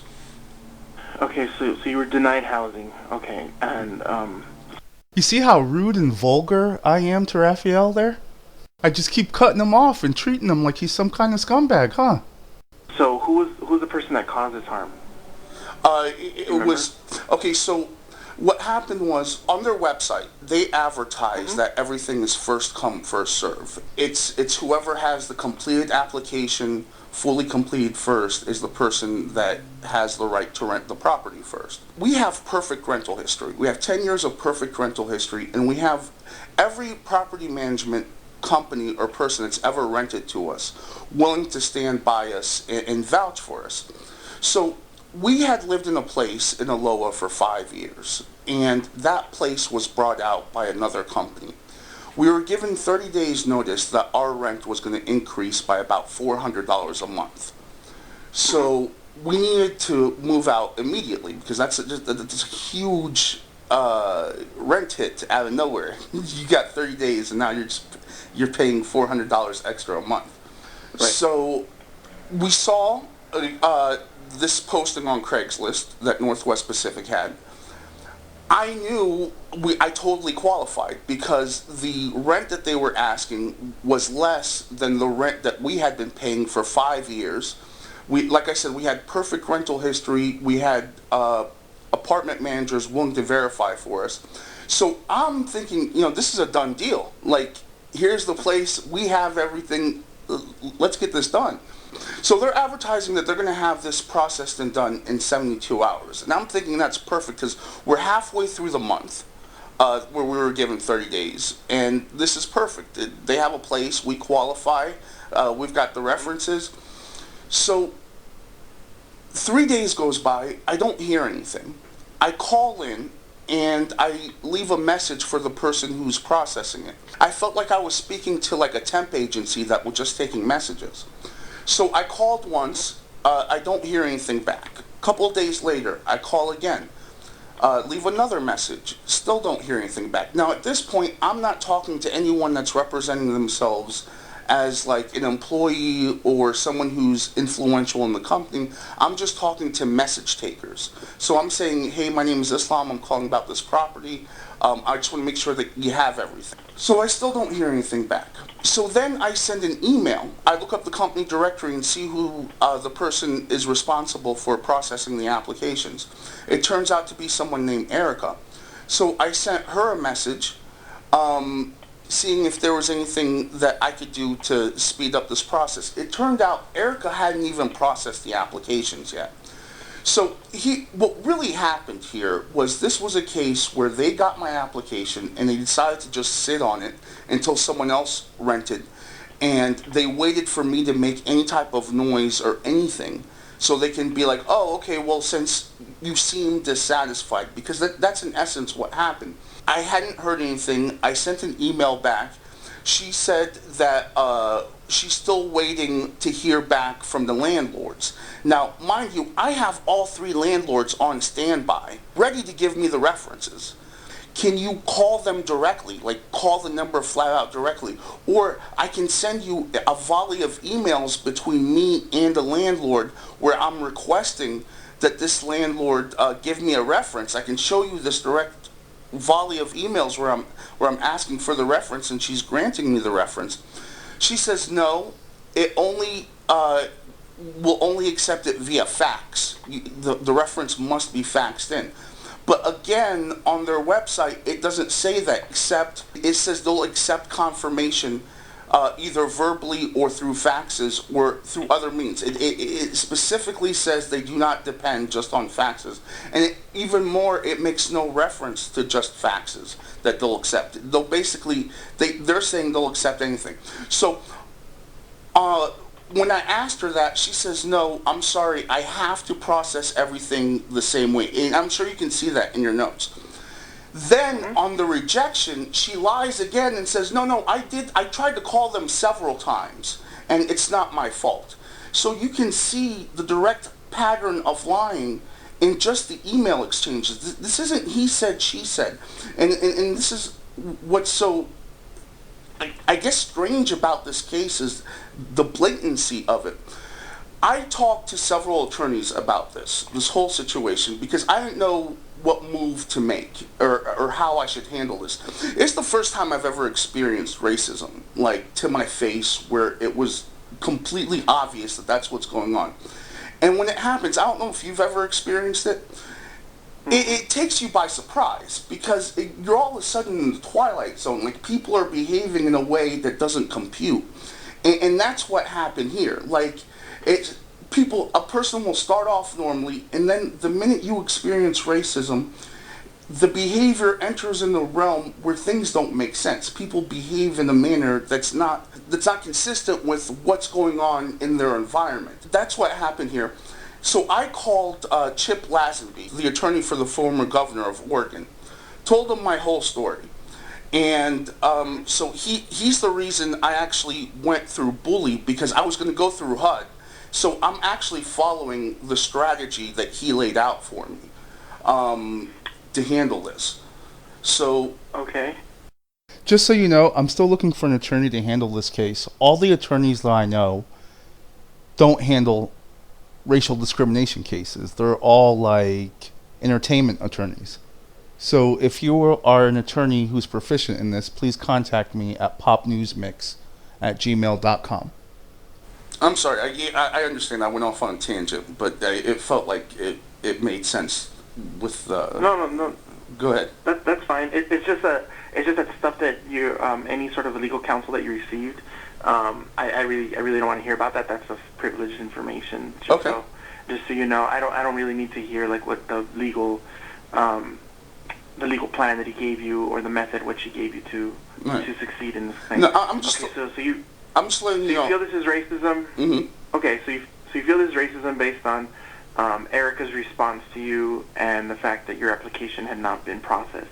Not just that, but her reaction towards me by accusing me of appearing to be extremely dissatisfied when I gave zero indication of being dissatisfied.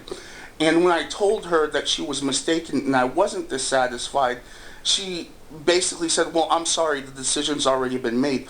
And when I forwarded because all this, like I said, is happening in email transcript form, so it's not he said, she said.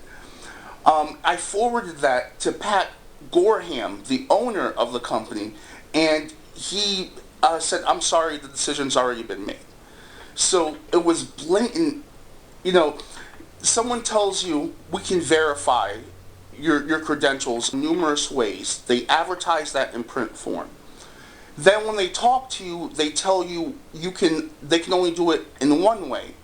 But when you remind them that, hey, if you've changed your policy, you're going to want to update your website so that it reflects this change in policy, then they'll reply back to you with, well, you seem extremely upset. So in order to prevent any issues from taking place, we're going to deny your application.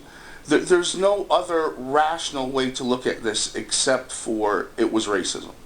As soon as this happened and I became self-aware of what was going on, I'm like, okay, there's a good chance everything here is going to be dissected and be seen by a lot of people. So you want to make sure that you're totally transparent. But hold on. But the question, so did you tell the respondent at any time that this was racism or that you felt it was being discrimination? I can't remember if I used the words racism or discrimination. I told them that these actions are illogical and he's going to have to lie to appear rational to defend them. And sure enough, that's exactly what happened, isn't it, Pat?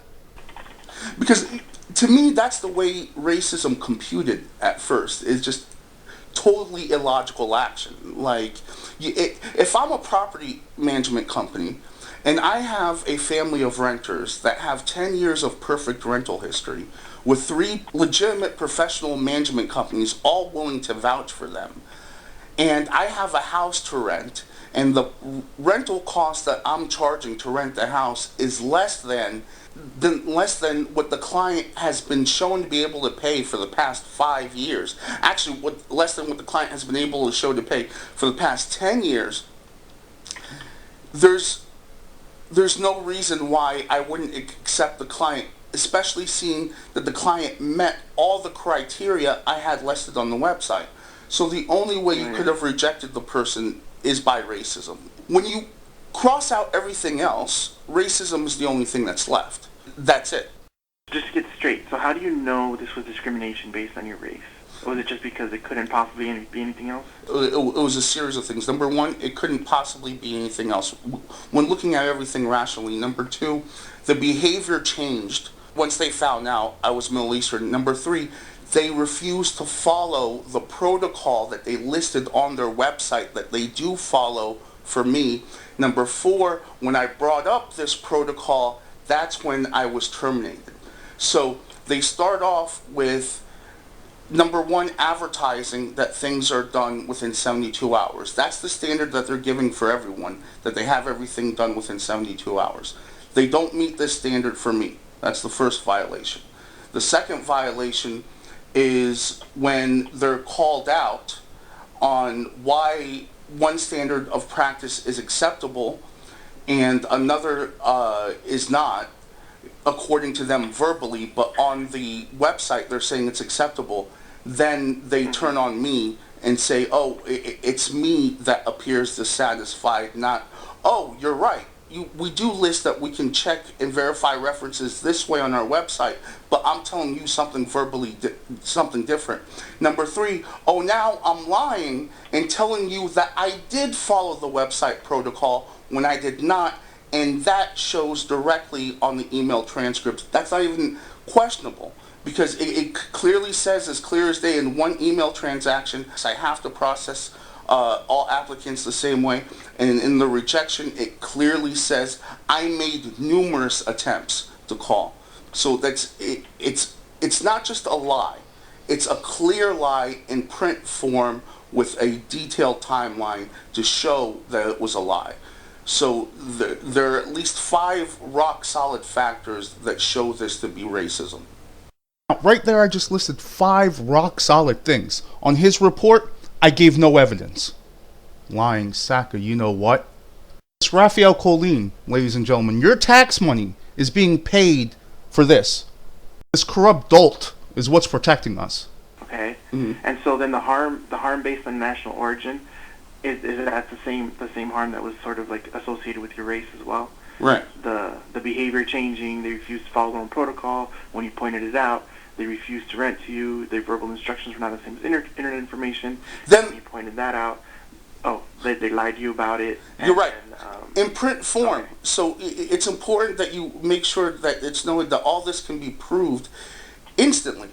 So this is not a he said, she said. This is here's on your website where it lists your protocol.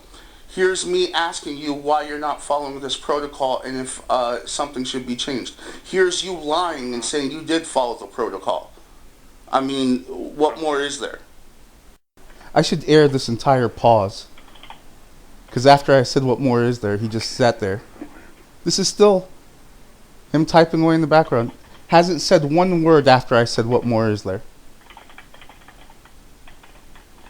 He's taking detailed notes, as you see.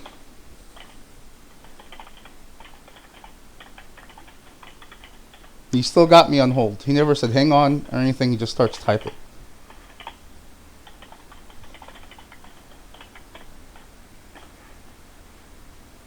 Okay.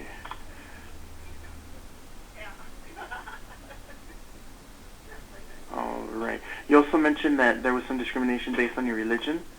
And so what is your religion?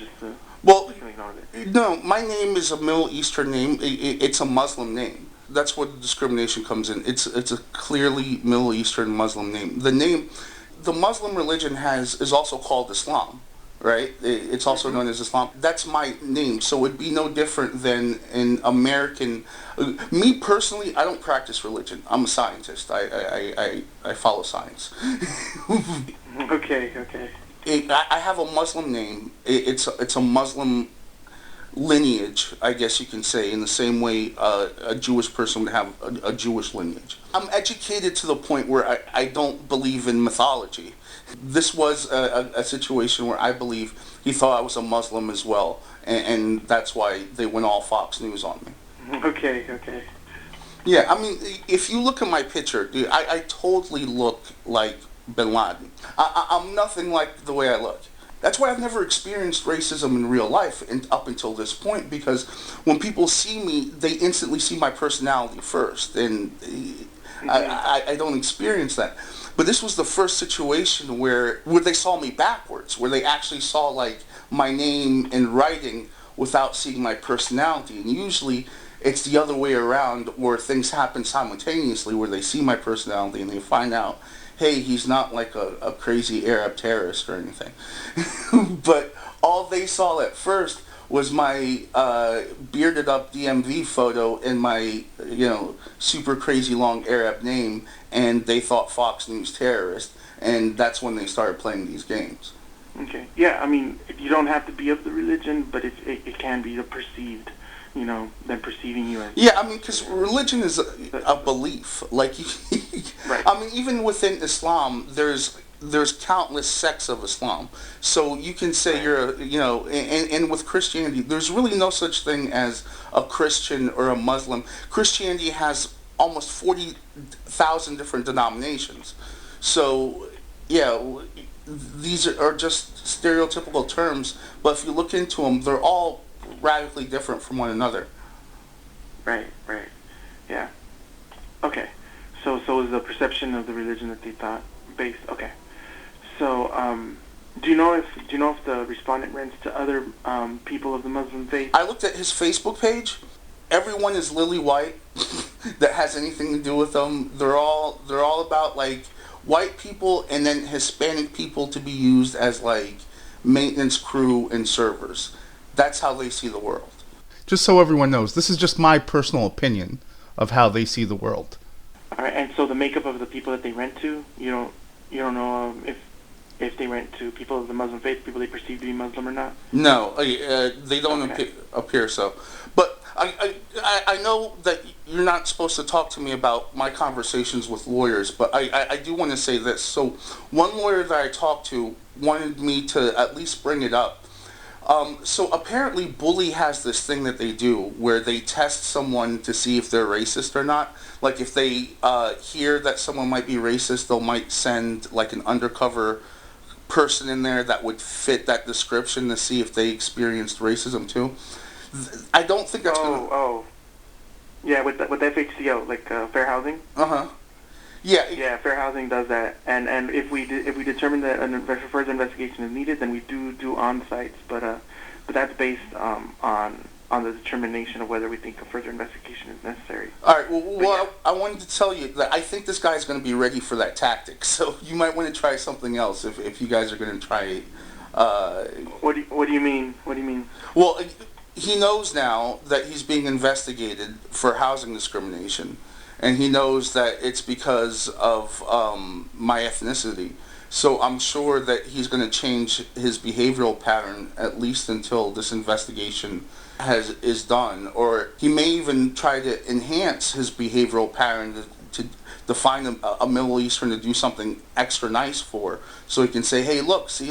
So I would recommend going by the date pattern, because if you see anything, if all of a sudden he's starting to act really nice after the date I filed with the Better Business Bureau. See, I gave this guy multiple chances to be a decent human being. I didn't go to lawyers or anything first. I said, okay, look, I'm going to give this guy a chance to be a decent person. I went to the Better Business Bureau. Had he just repented and looked over everything honestly and rented to me and called it good, it would have been a done issue right there through the Better Business Bureau, and this would have had never happened. But what he told the Better Business Bureau, so I told the Better Business Bureau everything I'm telling you. What he tells the Better Business Bureau is that people that feel hurt by them are insignificant, and he doesn't care. He says he's not a store and doesn't have to answer these type of questions, and he's not going to say anything because it might jeopardize his security. So Let me pause it for a second. I want to read his direct quote to the Better Business Bureau because I don't want to misquote him. And I realized there I was just talking in terms of what I remembered off the top of my head. But what he says to the Better Business Bureau is this: I am beginning to feel harassed by the BBB because we got yet another copy of this complaint mailed to our office today. We choose not to respond to BBB consumer complaints for internal security reasons. Continual sending of the same complaint will not result in a response. So please stop sending this complaint to our attention, because we are not a store type business and privately owned and operated. It is insignificant to me when someone feels we have somehow mistreated them. This is someone who's saying that when someone feels that they've been mistreated, it is insignificant to him. You want to trust this guy with your name, your social, your family? You want him to be the arbitrator of this? Of course not. This is why you have to warn everyone about this. Don't let this company have an opportunity to ruin a family. Don't sit idly by and allow someone to approach this company in ignorance without protecting themselves. He basically gave the Better Business Bureau a ginormous line of BS. The Better Business Bureau downgraded him and labeled his company as a company that refuses to make a good faith effort to make resolutions. So he's already been labeled by a Better Business Bureau as a person that won't even have the decency to attempt to make a good faith effort to reconcile a situation. Okay, so so does the copy of the ID that you submitted to the respondent identify your race, national origin, and religion? Well, it had my name and my photograph, so Yeah, I mean, you can tell that it was foreign in a protected class, and like I said, my name is Islam. You could clearly tell it was a Muslim, someone from a Muslim lineage. All right, so that's the first part of the interviews regarding the complaints themselves. So this next part is based on the response that I received from the respondents. I'm going to ask you a couple questions. I'm not accusing you of anything. It's pretty much me asking questions based on what they said, okay? Mm. All right. When you were on the phone setting up the viewing of the apartment with a Marlene Paget, do you remember that? Mm-hmm. Okay, did you ask the respondent if they would pay for a hotel room if there was an earthquake? No. As a matter of fact, I believe I have the phone calls recorded. So this will be interesting if they say that I said some stuff I didn't say. And I believe I can look up those phone calls. So wait a second. If they're telling you, listen. Wait. Stop. Right. Why did you record the phone calls?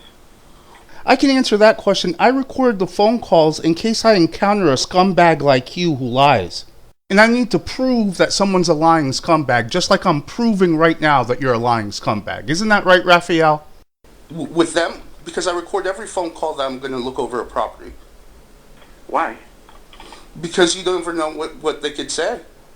Like, if they try to say something, or if they try to, like what's happening now, evidently. Could you get me a place if there's an earthquake? That was never said.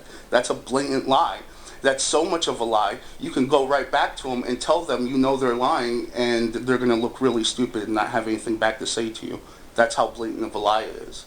Now, mind you, I've been on the phone with him thus far for 40 minutes. Not one time has my voice raised, or have I said anything profane or anything. And I told Pat too. Well, they're probably not going to say they look stupid. I mean, they're saying that that's what you said, but you're saying you didn't say it. No. So you recorded the phone call because you record every phone call when you're going to look over a property.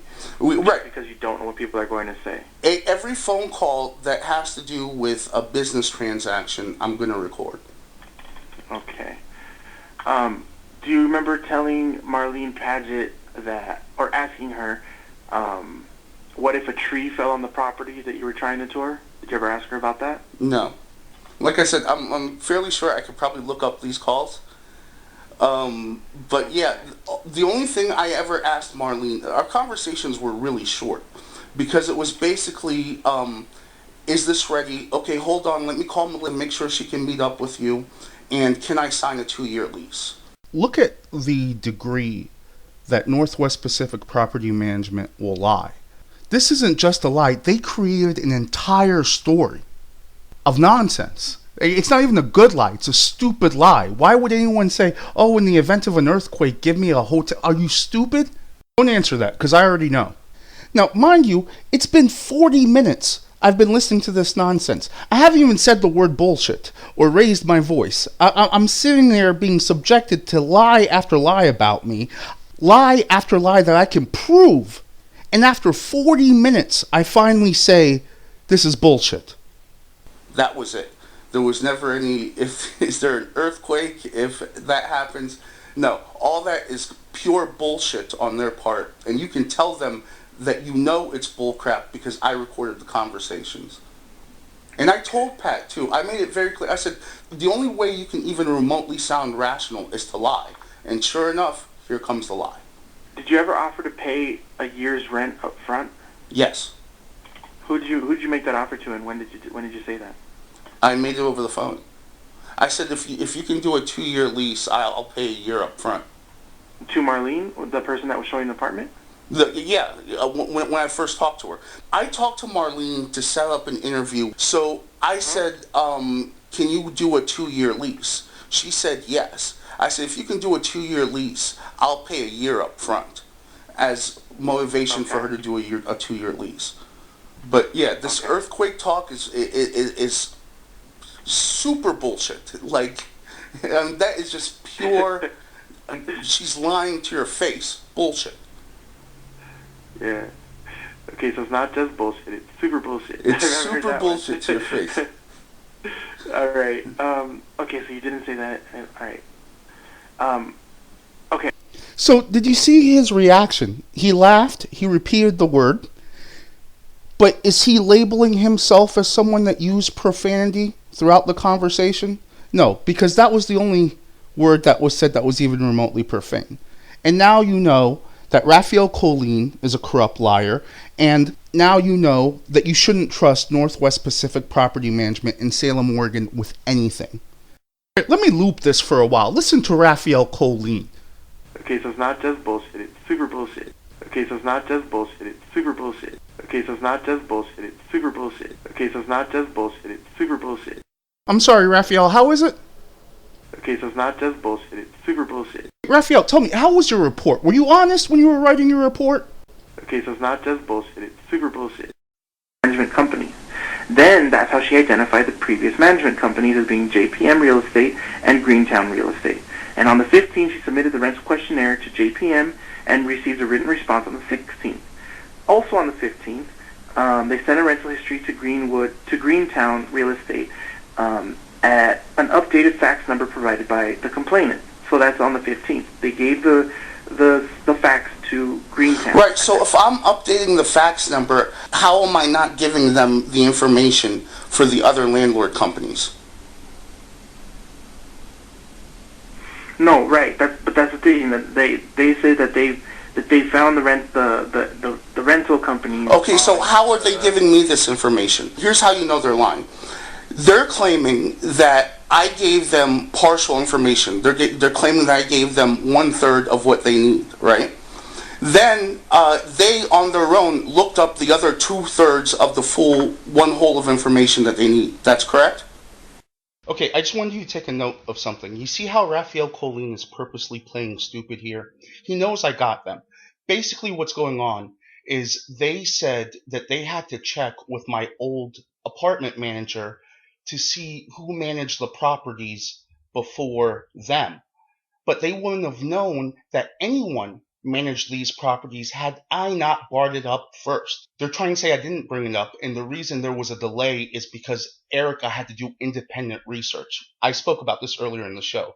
But yeah, and when I bring this up to Rafael, as you can hear, here he plays stupid, and he tries to shift the focus about, oh, well, this is why I don't think you're telling the truth, because I think you would have called more. He tries to change the subject line because he doesn't want to focus on the fact that this clearly exposes them as liars. And that's why he's giggling. And, oh, well, if this is how you want to interpret it. No, it's not how I want to interpret it. It's what the facts are, Rafael. Okay. Wait, I just read you the statement, so right, just listen however to me. you interpret that is okay. up to you. But the thing is, no, here's where you gotta listen, because it really nails them. The thing is, they never were able to spit that information back to me. So, for example, if I only listed 1/3, if I only listed that only Templeton on the application and no other forms or anything, then how would they be able to get the information back to me that they still need to concur with the other two companies? And wouldn't there be like a surprise or a transaction instead of me saying, here's the email volley between me and Greentown, and where I'm asking Greentown for permission for you to call them? Right, that happened on the 16th. Right. The emails of that. Right, yeah, so it happened on the 16th. So yes, you gave them the information on the 16th. Yeah. Exactly. So they had to. So they would have had to inform me that we're missing 2/3 of information if I had only given them Templeton's information and nothing more. So there would have had to have been a point of contact where they're saying, "Hey, we're calling to let you know that you only listed Templeton, but they've only managed your property for a brief time." That's not what happened. Marlena even knew the whole story. I started off when I was talking to him, telling them the whole story from beginning to end. And that whole story involved JPM, and then Greentown, and then Templeton. That was my pitch for why I needed housing. Here was the story, here's the apartment complexes involved, and here is, because I know I have good references. So I want to highlight my references. Right, which makes me question a little bit how you only said that you spoke to them twice. So that sort of makes me question if you're telling the truth, because now it's like you had a lot of contact with them, but you only called them twice. Well, yeah, I called twice because I was only able to get a hold of them twice. I called the first time. If you're wondering what that has to do with the price of tea in China, you're not the only one. See what he's trying to string together? Here I am providing conclusive proof that they're lying when they said that my application was incomplete in terms of not listing all the proper past management companies that used to rent to us during the time frame that they asked for. And I showed them that they have to be lying. Otherwise, there would have been a point of contention where they said, hey, listen, your application is delayed because you didn't fill it out properly. Or they would have just rejected it, as I showed you Pat rejecting someone earlier on for having, what was it, an incomplete application or false application. He would have easily been able to spin it the very same way. He would have said your application was false or incomplete or whatever. When I got a hold of... So how many times did you actually call them? There was 2 times there where I set up the appointment with Marlena, and that was direct line of communications with Marlena. Then there were 2 times after that where I called to see what was going on, where I never spoke to either Marlena or anyone else in the decision-making process. I just left messages. Then I didn't hear anything, and that's when I sent the email. So altogether, from the whole time I've had anything to do with this company, there would be 4 phone calls. And 2 of them resulted in conversations, and the last 2 resulted in messages.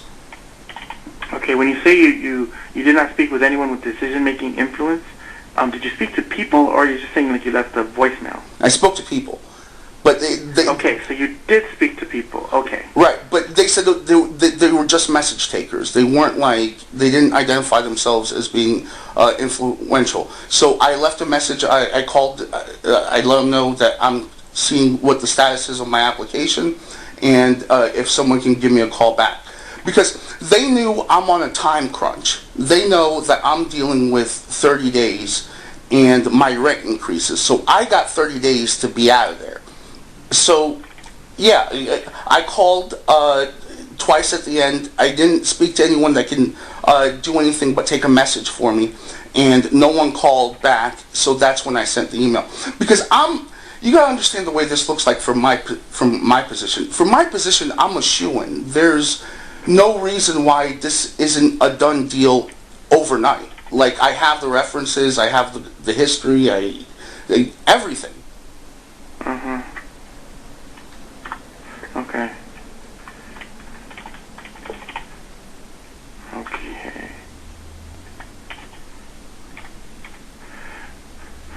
Okay, so the message you were leaving, what were you asking them for? Like, what was the request you were making with the phone call? Just checking on the status? Right. You gotta keep in mind, like I said, they're advertising that this is a competition. Because they're advertising very clearly on their website, this is a first come, first serve. The person with the application completed first that qualifies is the person that gets it. So I know I qualify. I'm trying to feed them everything that they need immediately to lock this down.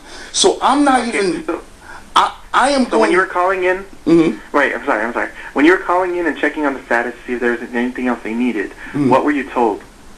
I was told they would take a message, and that was it. Okay.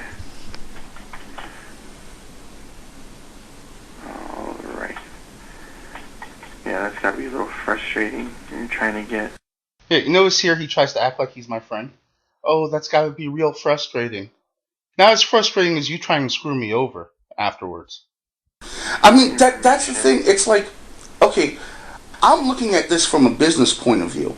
I'm thinking that this company would be happy. Like, you're a property management company. Someone is paying you to rent out their properties. You now have a family that comes to you with 3 verifiable sources, 10 years of perfect rental history, and a rental history that shows that they were paying more than what you're offering.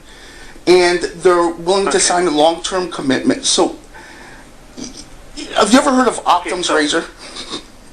Yeah, hold on 1 second.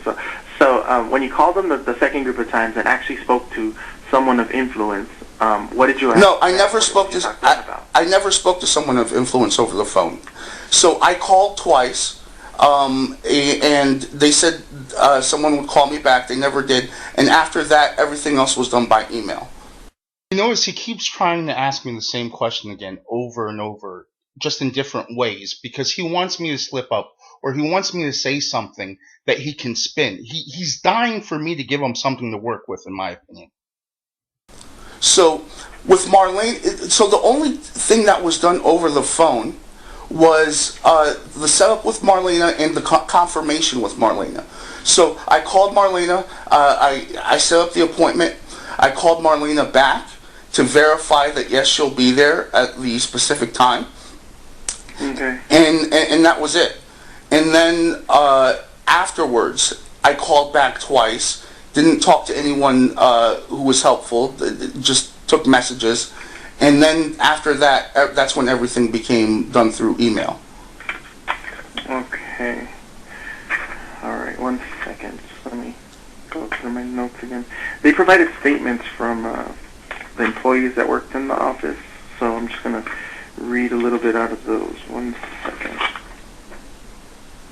All right. Sorry, just get my stuff in order.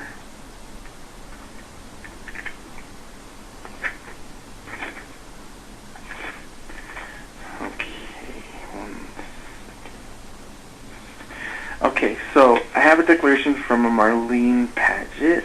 1 second. Okay. And then, okay, I have the declaration I was wanting. It's from a Sarah Thorpe. Okay.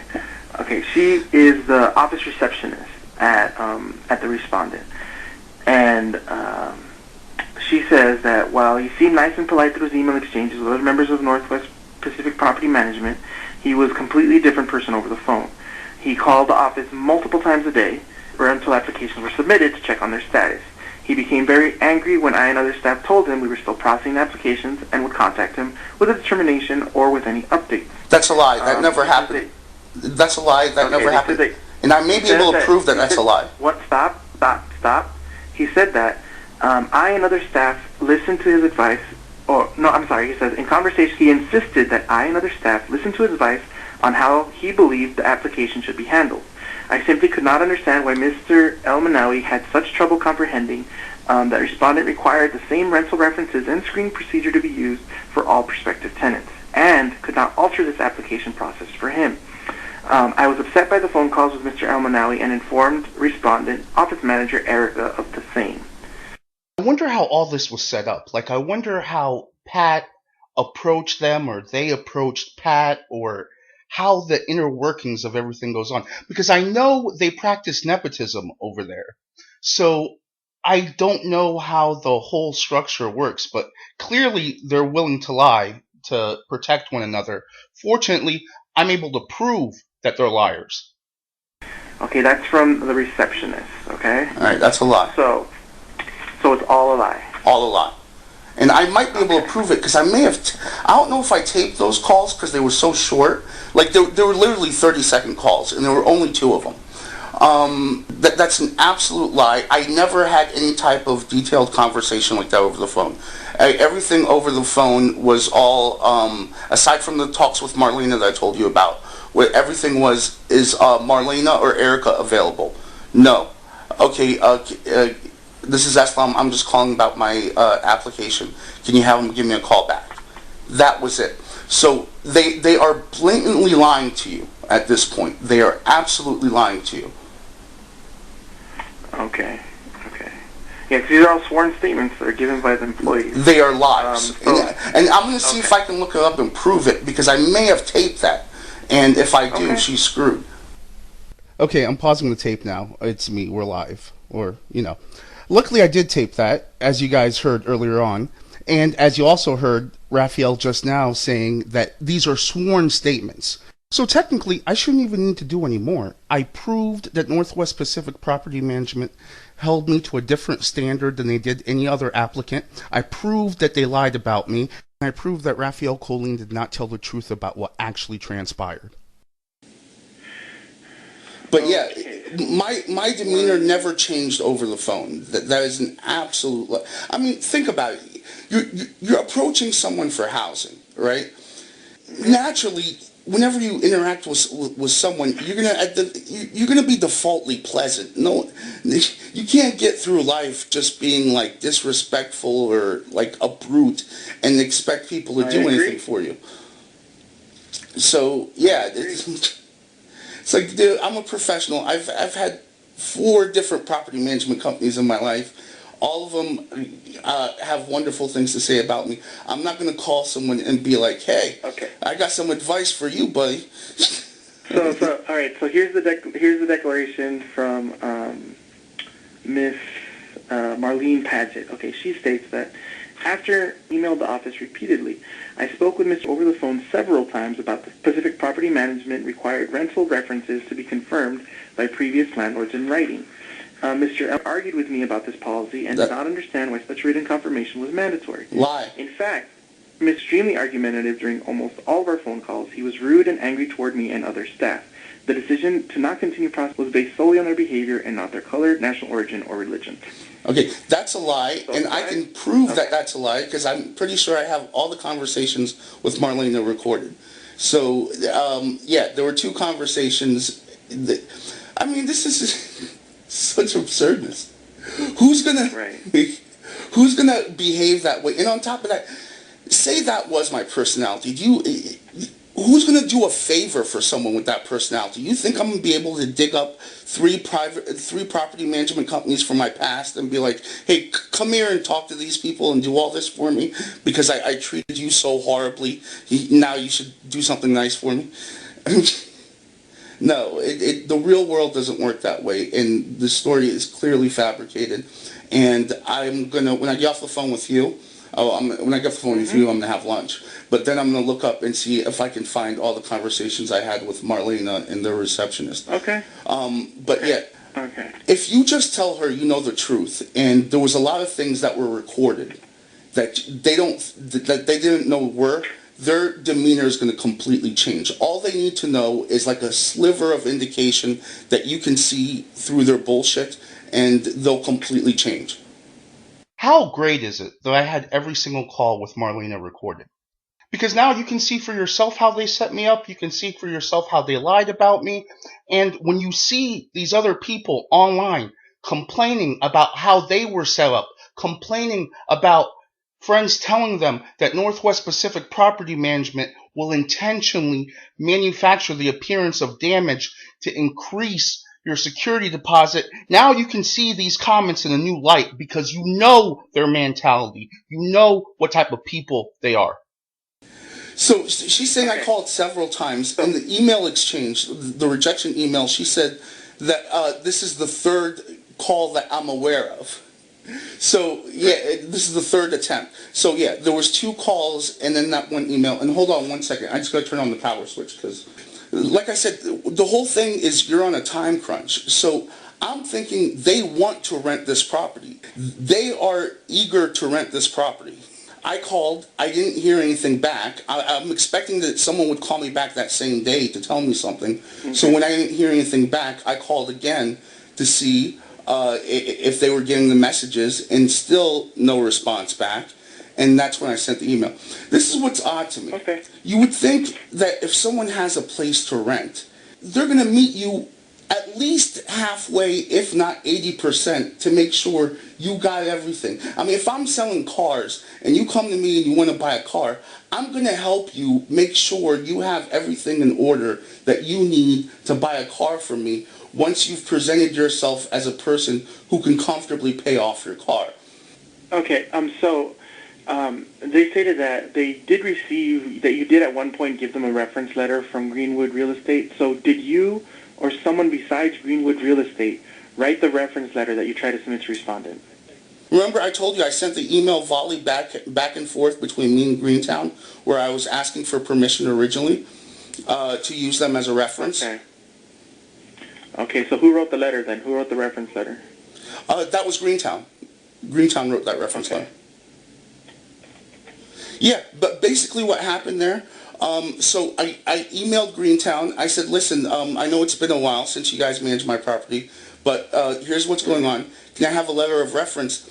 And she sent me a letter of reference. So what I did was I sent that entire volley to Erica, where I'm asking for permission, and she gives me permission, sends me the letter, and I forward the letter. Because I wanted to prove to her, I said, listen, I wanted to prove to her this isn't fake. Here's the email. I'm forwarding it directly to you, and you can tell by the time span that this was an immediate transaction. This isn't like, Had you been accused that the letter you submitted was fake, and that way you were trying to prove it wasn't? No, but I had felt like something underhanded was going on when she wasn't going by their website protocol, because according to the website, you can use multiple means of verifying, but yet she only wanted to use faxing for this, when she could have very easily picked up the phone and flat out said, hi, I'm... Okay. And that's the thing. Okay, all right, 1 second. So, would you say that you had difficulty when you communicated with the respondent's office staff? Define difficulty. I didn't get results, but difficulty is too broad of a term in this context. So this is another main point to be aware of. They listed their criteria for accepting past rental references, and one of these listed criteria was through written confirmation. So what I did was I wrote to the past landlord in question asking for a reference. They said yes and gave me that reference. I forwarded that entire email volley to Erica. Then Erica says, I'm sorry, I can only accept faxes. So I tell her, well, on your website, it says that you accept these other things. If you've changed this policy, you should amend your website to make it easier on you. I don't know how much more clearer I can make this. Of course, everyone listening to this right now knows exactly what's going on, so there's no need to continue to play stupid.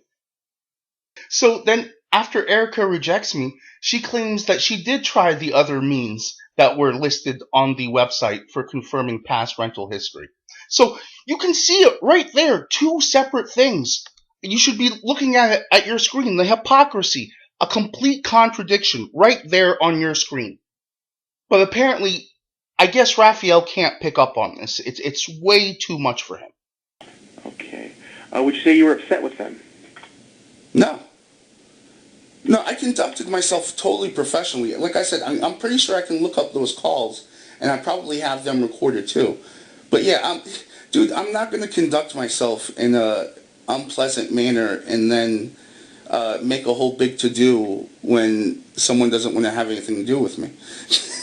Okay, so would you say at any time were you angry or abusive towards the respondent's office staff? I have never been abusive to anyone in my entire life. Anyone, I defy you to find me any one person walking that will point to me and say I've been abusive to them. All right. Did you call the owner of the property, Elaine Schuler, directly? Yes. Why? Because I wanted to tell her what was going on. And I told Pat I was going to do that. What do you mean? What did you want to tell her specifically? I told her that I had applied. I told her about my perfect rental history. I told her about my landlords that were willing to back me up, and I told her about my experience. In essence, I told her everything I'm telling you. And I told Pat I was going to do that. And what did Ms. Schuler tell you? She said She said that she was locked in the contract and couldn't do anything. She said that the only thing she could tell me to do was to go in there and talk to him. She also asked me questions. She was like, do you guys smoke? Do you do this? Do you do this? So she asked me a series of questions, which after I answered, she was puzzled why we weren't approved. And she said the only thing she can think of to tell me is to go in there and talk to him. And I'm like, well, I'm not going to go in there and talk to him. Who knows what he'll say if I enter his property. So how did you get her contact information? Through the Marion County Courthouse. Did you think contacting her would help respondent realize that they did want to rent to you? Yes. Because she's ultimately the arbitrator. It's her property. So I assume that, if she says that I qualify, she would override Pat. But again, that was an assumption. I don't know about any type of contracts she was under. Okay. Did you post about the respondents anonymously on Craigslist after you denied the rental? I posted on reviews, but whether I posted anonymously on Craigslist or other sites, that is my right to do anonymously, and I won't disclose that here. So I talked about this earlier on, but again, the reason you should never disclose if you posted something anonymously is because when you remove yourself from the pool, then it makes it easier for someone to harass the person whom they suspect of posting. But I did post my experience with the Better Business Bureau. It's what took place. But yeah, as far as you have a legal right to post online anonymously, so you don't have to disclose anything you posted anonymously to anyone. Now, you notice throughout this exchange, Rafael Colin doesn't ask me if I'm licensed to give legal advice. He just concurs that I'm telling the truth and I'm correct and moves on. At the very end, when I confirm that, yes, I do have the phone calls recorded, and yes, I can prove that they're liars, then all of a sudden, he wants to know if I'm licensed to give legal advice. You're not going to tell me if you posted anything regarding bed bugs or anything like that? No, I would not disclose anything I posted. First off, I didn't post anything about bed bugs, but I'm not even telling you that officially. I'm telling you that off the record. I'm sorry. Off the record doesn't exist right now. We're in an interview, so anything you tell me is part of the interview. So you don't want to tell me something, you don't have to, but you can't just say, oh, well, off the record. Okay. That doesn't work. Okay. I understand. All right. But just to let you know, okay, well, then I'm going to tell you, don't ask me if I posted something anonymously or not, because I'm not going to surrender that right. I don't know if you're familiar with the laws regarding that, but you have the right to yeah. Okay. You hear that? He goes, oh, yeah. See, he was ready to make me a junior attorney right there. Wasn't worried that I wasn't licensed to give legal advice. So you have the right to post anonymously, so I'm not going to surrender that right. And so I found a copy of the post that he's talking about here. Apparently, someone was renting from them, or says that they were renting from them, and that there's bed bugs in the place. I think I have a screen capture of the exact post. But yeah, I did not make this post, and unfortunately I was kind of shoehorned into letting them know that. All right, so you did report the respondent to the Better Business Bureau, correct? Or is that something you don't want to answer? No, that's correct. Well, I have to answer that because I did, and the Better Business Bureau contacted them. But aside from stuff I have to answer where there's a trail, all my online activities are private that aren't pertaining to this case, obviously. Actually, the postings do pertain to this case, but whether you want to answer or not, that's your choice, okay? Okay, well, like I said, I posted to the Better Business Bureau. I didn't post anything that would be part of this case. So anything that I may or may not have posted would be something that had nothing to do with the merits of this case, which is a rejection based on racism, and they would obviously be after the September 17th date. So it would be irrelevant. Well, true. Right. So it would be. Well, it is relevant to me because it does show some malice on your part. If in fact you're posting false things about them on Craigslist. No. First off, you don't want to tell me about that. That's no. your right. First off, that's fine. Okay. First off, there's no malice on my part. Number one. Number two. Hang on. Stop. So why didn't you mention anything to the Better Business Bureau regarding discrimination? I did. Oh, to the Better Business Bureau? Tell me. Why didn't I? Because they don't want to hear that. All the Better Business Bureau can hear is complaints about customer service. They are not equipped to handle any type of racism allegations. So I didn't even bring that up to them. With the Better Business Bureau, I pointed to the poor service that I received and and what transpired and what led up to this. I did not. Okay. Did you create or use a Twitter account at NWTPM? Again, I would not answer that. I just want to let you know, though, that everything I did do, hang on, because this is important. So I don't do anything, willy-nilly. I don't just react to things. Anything I did do online, it was vetted by an attorney. I have a legal staff that vets all my online activities before they're posted. So there is nothing that I post online that has not been vetted by an attorney. And I would show you the website, but my laptop is being screwed up. But yeah, when it comes to anything I post online, everything I do is vetted by an attorney. No, I get it, and I read the post. You made sure to say it was your opinion when when things were posted. And I'm not saying you posted or you didn't post, but I get it. You got legal advice on what you may or may not have posted, and the postings I read, which you may or may not have posted, did sort of have disclaimers that would have made them legal speech, and I get that.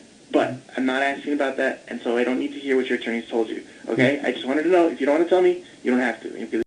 So you heard that. He's conceding that everything he's potentially accusing me of is protected speech.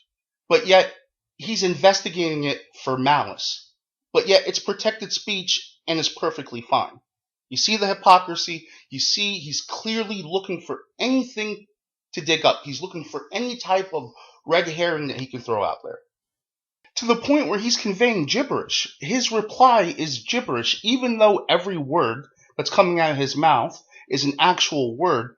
When you put them together, they become gibberish. He's saying, oh, it is relevant. I'm checking to see if he did anything wrong, but I know that everything I'm seeing that I'm potentially accusing you of is fine, and I believe it was checked out by an attorney. So the postings would pertain to me, but the postings are fine. So by this logic, then, any negative postings he sees would work in my favor, because it shows that I did everything properly. All right, so did you offer advice to respondent on how they needed to change the rental application policies? Yes, through email. Not through rental application policies. I offered advice for them to amend their postings so what they tell people verbally matches what they have in writing. So basically, I'm telling someone as a favor, like if you go into a shoe store and you see a sign on. Hold on, time out. Let me stop you right there. So you're offering advice on how to amend their posting online so that what they tell people verbally matches that. Right. But you only spoke to them twice, so what were they telling you verbally if the two times you did it? That's what I'm trying to tell you. This was done online. This advice that I was offering was done over the internet. That's why I'm said there's very little he said, she said here, because everything is done through text and online. And so what happened was I told her that you may want to amend your website so it matches your current policy. I was very polite and professional about this, and I was doing it from, hey, I'm doing you a favor so you don't have to deal with any BS later on. You're advertising. Did they ask you to do that favor for them? No, but Okay. But see, look, when they tell you, when someone has instructions on the internet, no, and you follow their instructions. I understand. All right, hold on. I understand. But let me go to the next question. So, what other evidence do you have that you were denied the rental because of your protected traits? Any other evidence you want to introduce? Nothing new. I mean, aside from just further dissection of everything that's been brought forth already. Okay. Well, leave the dissection up to me. What happens, Rafael, when we leave the dissection up to you now, don't we?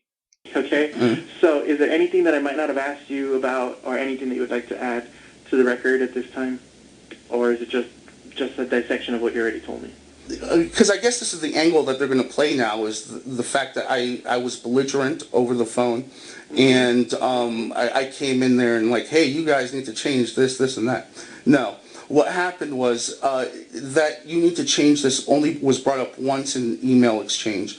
And that was after she said that, I'm sorry, we have to process all applications the same.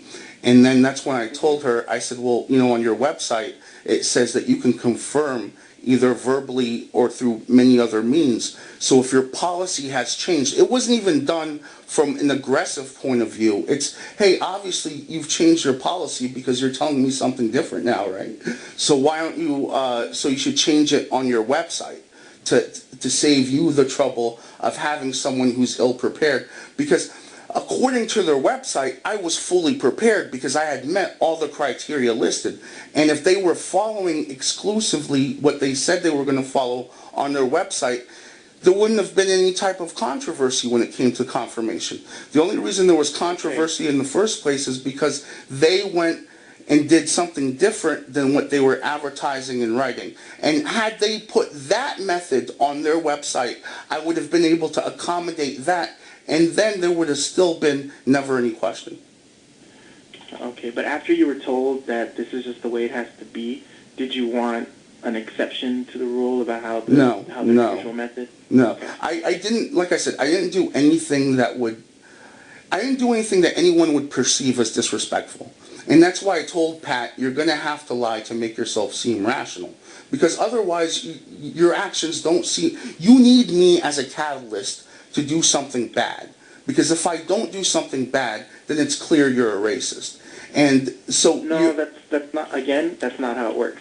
Okay. The way this works is... No, I'm just talking about common sense. No, right. You give substantial evidence, and then when you have given me substantial evidence, then I decide whether or not there's a case. It doesn't work like you make an accusation and then they have to prove it's not the case. That's not, and I told you that at the beginning of this. Okay, so at this point, I think I have everything I need for now, but if there's anything else I need from you, I'll give you a call, okay? Okay. Do you need anything else from me then? At this point, no, unless you wanted to submit anything else, but you said that you really didn't have anything new, just for dissection, so is that... Yeah, where we are? Yeah, well, I want to look up and see if I have the phone calls recorded. Okay. If I do, should I email them to you, or how do you want me to handle those? You could, but depending on how the method that you recorded them, did you make them aware that you're recording the phone calls? No, in Oregon you don't have to do that. Oregon, you just have to make someone aware if it's a video and you're taking audio from them video. You can record as many phone conversations as you want in Oregon without letting the other party know. Yeah, it's usually our policy that we don't consider the phone conversations unless the parties knew that they were being recorded. Oh, that's not work. I could look into that a little more, but yeah, if you can gather the information, send it to me and I'll let you know, okay? Okay, yeah, just to let you know, I studied this law for a good 2 years because I used to do it in podcasting. I can tell you every state law when it comes to recording, and I know Oregon's like the back of my hand. Okay, are you licensed to give legal advice? No, but I'm just telling you. You should probably stop giving legal advice, okay? Okay. All right, so I'll talk to you later, okay? All right, very good. Thank you. Listen to his reaction to the recording. It's not, oh, great, you got him recorded and now you can prove your case. It's, are you licensed to give legal advice? Is it okay for you to record them? He's a lawyer. He should know that it was okay for me to record them. So first off, to wrap up, I want to sincerely thank everyone that sat through this and listened to everything. It really meant a lot to me. Secondly, the main thing here, and this is what I'm afraid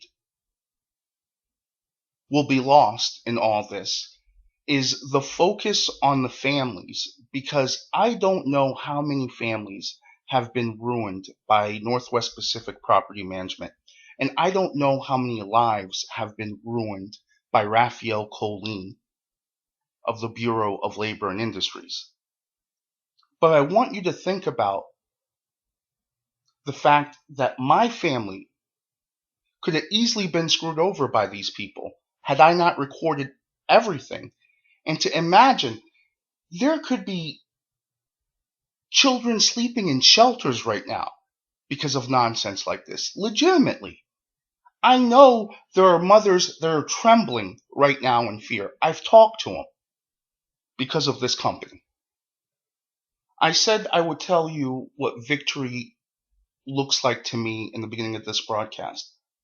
The first sign of victory to me would make it so that every single person that does business with them is aware of this and takes precautions and records absolutely everything they are legally able to record, and to make it so you have zero interaction with them when you're in a position where you can't prove exactly what transpired. Because you see here, they have no problem absolutely lying about someone, absolutely framing them. To hell with a person's family, to hell with their children, how they sleep. They don't care. That's the type of people that Northwest Pacific Property Management evidently employs.